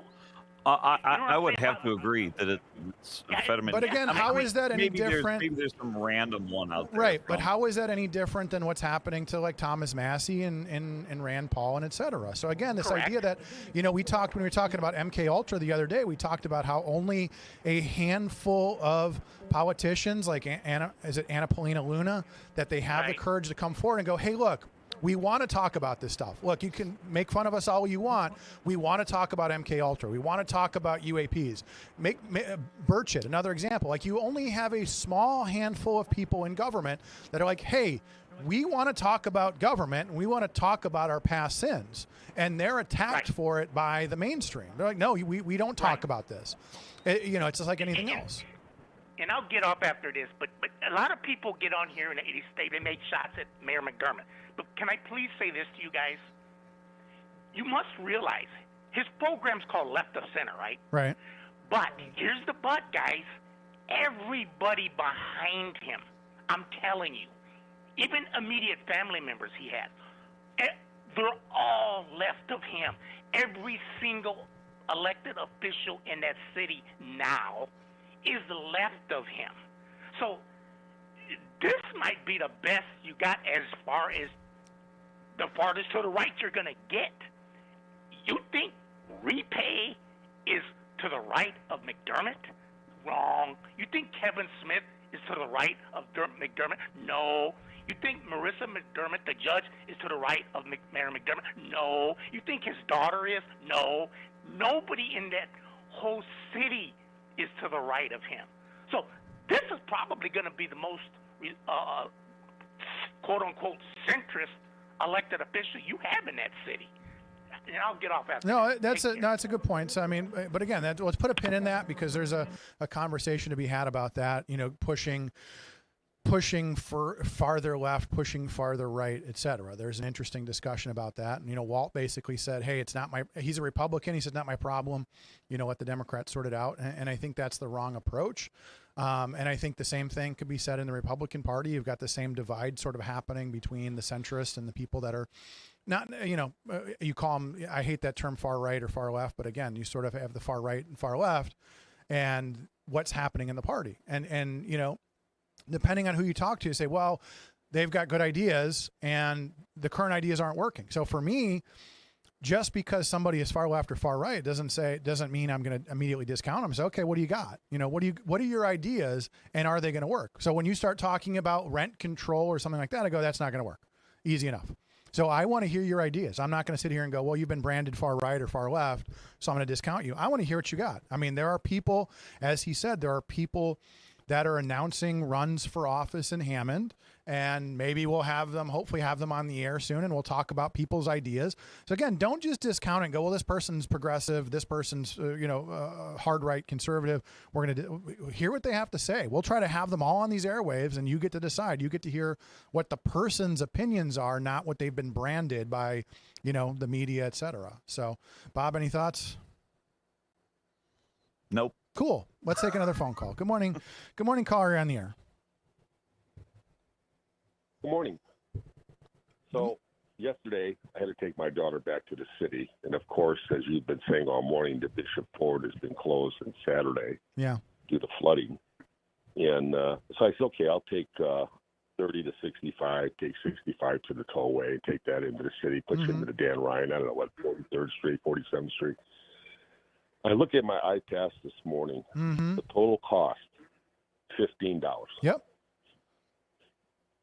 $15 to go. What is that? Can't be more than like 8 or 10 miles, right? Yeah, something like that. But again, so let's talk about that a little bit. So let's remind people, I'm going to be joining Rob Kendall on the Rob Kendall Show on YouTube later this morning. I'm basically become his Hammond Bears correspondent. And I told him, I said, one of the things that people aren't talking about is that let's say we build the Bear Stadium in that proposed site. There are going to be thousands and thousands of cars using the toll road, using the Skyway to get there at a cost of about $30 round trip, because honestly, that's kind of the only way to get there. Right. So, I mean, so for those people, and remember, let's remind people, the Skyway is private. The toll road is private. Klein Avenue is private. So who's going to benefit from this?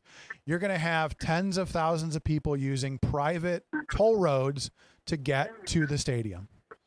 And for a lot of people, like, well, it's still cheaper. You're going to pay $30 in tolls, but I don't have to pay to park. Maybe parking's $20, so now I'm going to pay $30 in tolls. But you're right. I mean, that's an interesting aspect of this, is that this is going to be huge for the toll road people. Well, they've already talked about making special concessions on game day. I don't know if you heard about that. They're talking about that. Why? Why? Let them pay for it. Let them. Why don't we? Game day tolls pay us back for the $1 billion. You know what I mean? Like, hey, if you're coming to the game, you pay the $30. That goes right to repaying that $1 billion loan. You know what I mean? Like, no. Why would you make concessions? But anyway, go ahead. Why would you sell it to a private entity and let them raise the tolls when you could have kept it government owned and you raise the tolls and use that money to help run the state? I don't get that. I use the example of Chicago because they were one of the first major cities that were doing this. They sold the Skyway, then they sold the parking meters. There was a really interesting story that came out years ago about how the city was looking at privatizing the airports. And one of the things that came out of the report was they were going to get $1 billion for the airports, but then they still had to be responsible for police and fire, which was going to cost like $2 billion. So Mayor Daley was so desperate for cash, wanted that money up front. He was willing to sell anything that wasn't nailed down and at the cost of future revenue. And again, this is no different than what I talk about with Mom Donnie, this idea of your foregoing pension payments. Chicago foregoes pension payments. Chicago, Illinois' idea of budgeting is, hey, let's just pay less into the pensions. Now we have a balanced budget. No, all you're doing is making things that much worse for the next generation. Every year you don't pay into the pensions, you make things worse. But to them, that's how you balance a budget. We just don't pay into the pensions. We just don't fix bridges. We just don't replace the pipes. Balance budget. Problem solved. Let the next guy worry about it. That's how this government operates. The pensions are not sustainable. I don't care how you look at it. You know, Chicago spends 80% of every property tax dollar they take in on pensions. Right. That's ridiculous. I don't know any private sector that would come anywhere remotely close to that number. I mean, it's ridiculous.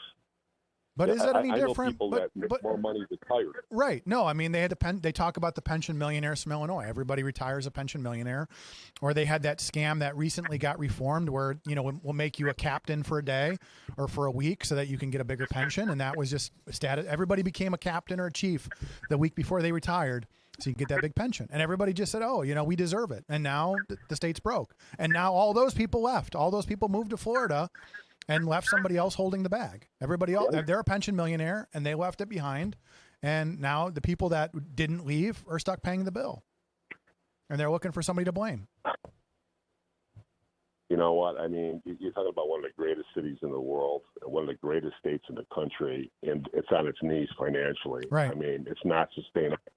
Nobody wants to face the facts.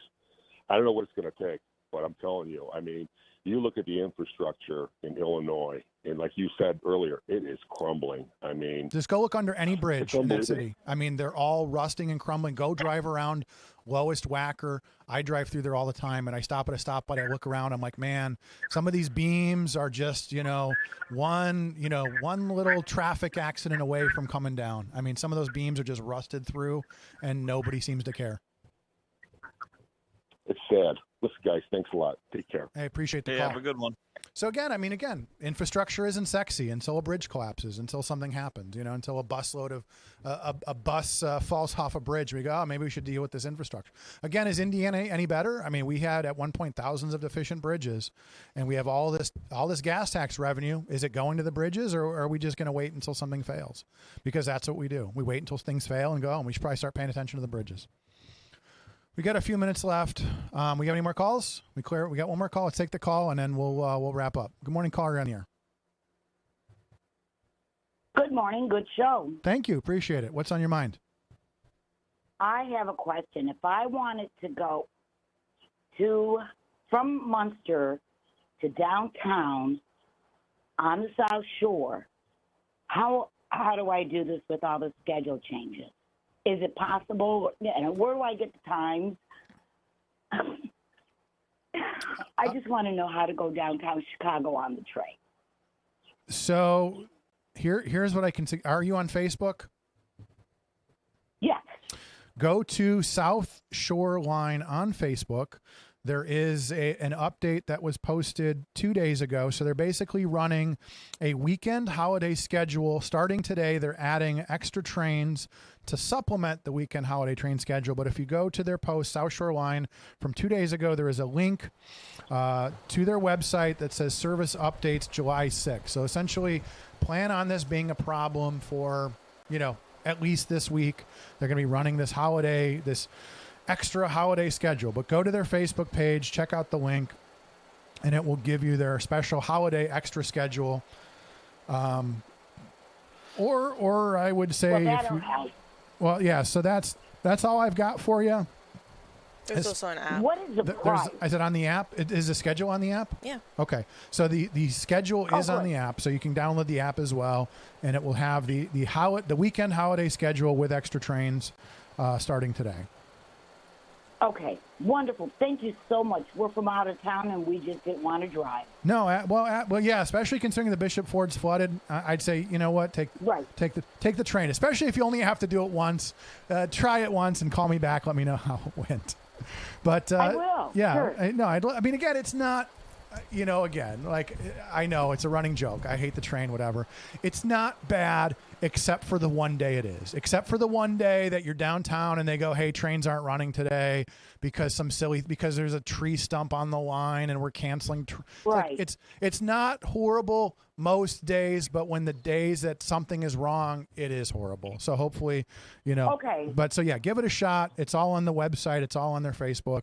You'll find the schedule. Great. I'll do that. Okay, excellent. Thank you for the call. You Appreciate have a great day. You too. Thank you so much. She was asking how much it costs. What is it, like $4 or $5? I haven't even looked yet. I have not ridden it yet. I keep saying we're going to do a remote. So Bob, have you ridden? I mean, do you know, like, what is it, like $4 or $5 each way from Dyer? Not a clue. It's been forever since we've taken it. I mean, when I take it, it's like $7 something. $7? Yeah. Still cheaper than $15 to take the Skyway. And you won't risk your car getting flooded on the Bishop Ford. So yeah, so it's like $15, whatever. Still cheaper than parking downtown, and especially when they start putting the the downtown traffic restrictions and putting the cameras up and charging you extra for driving downtown, it'll still be cheaper. And maybe that's where we end the vast conspiracy of take the train, ride your bike. Otherwise, you'll have to pay $15 to drive downtown. It actually says $8.25 $8.25 for one way. $16 per person round trip. Well worth it. Well, a worthwhile expenditure. Life is a highway. Life is an adventure. Bob, final thoughts. I got nothing. Let me go back to the ring thing real quick. Yeah. Now it's somewhat of a game. I did find in the app when the caller said, hey, you can go in there, and it's not listed as, hey, turn off the AI garbage. You really got to dig for it, and it's basically, hey, turn off descriptions of sent videos or whatever. Bob, I specifically want an alert that said a large man in a blue shirt is here with White Castle. So I want you to go get White Castle, hold it up to the ring camera, close. And see what happens. I want it to say Bob's home with White Castles. It was pretty close. July 17th, mark it on your calendars. Come on out to Dyer. We got fireworks. You got the vert pipe and fireworks. 900,000 shells, right? You're going to set the world record. Yes, Call your guy and be like, hey, I got an idea. What would it cost to fire 900,000 shells? And then you get a call. So it's in a TIF district. It's in a TIF district. Thank you, you know who, for paying for it. Just send him, give him a call. Like, hey, I got an idea. Can we TIF these fireworks? I've got this thing and it's golden. And then you call the FAA. Go, hey, I got this idea. We're going to launch 900,000 shells in the Midway approach. Did you see that Delta flight got hit by a firework? So a Delta flight. My wife, who was supposed to come in from Philly, her flight got canceled because of the weather. Yeah, she told me all about that. So you had a Delta flight coming in from Atlanta, got hit by a shell on this, in the south suburbs. Like, hey, we're taking fire. It's like Chirac, man, it's rough out there. Yeah. Well, again, the pilot is pretty. I listened to the call. He's like, you declared an emergency? Like, no, we just got hit. We're good. We're still here. We still got our engines. We're coming in for a landing. We're coming in hot. That's a Chicago pilot. Yeah. He's like, now hey, we're good. We took a hit. We're still good. We're not on fire. We're fine. We want to bring these people home on time. So kudos to you for not overreacting and landing, in Des Moines or whatever. So, okay. Well, that was the show for today. If you're still here, thank you. Don't forget, I'm on Rob Kendall later this morning talking about the latest in the Bears update. I talked a little bit about just the history of corruption in the region and Indictment Friday and all that stuff, which he had never heard of. He loved that. So check out Rob Kendall Show on YouTube. Bob, are you back on Friday? I am back on Friday. Is Brett here on Friday? Brett? He should be. Brett will be here on Friday. So Brett will be here on Friday. Tell him to bring us some old fashions. And if not, I'll be here. But if not, we'll see you back on Friday. I got a whole schedule here, a whole week of different personalities, different opinions. So hopefully they'll keep you updated on the latest at 30 and 41. If there's any major breaking bulletins, we will certainly break in if anything's going on 30 and 41. On that, Lynette, thank you as always for your help in managing this circus. We'll be back next Monday with more.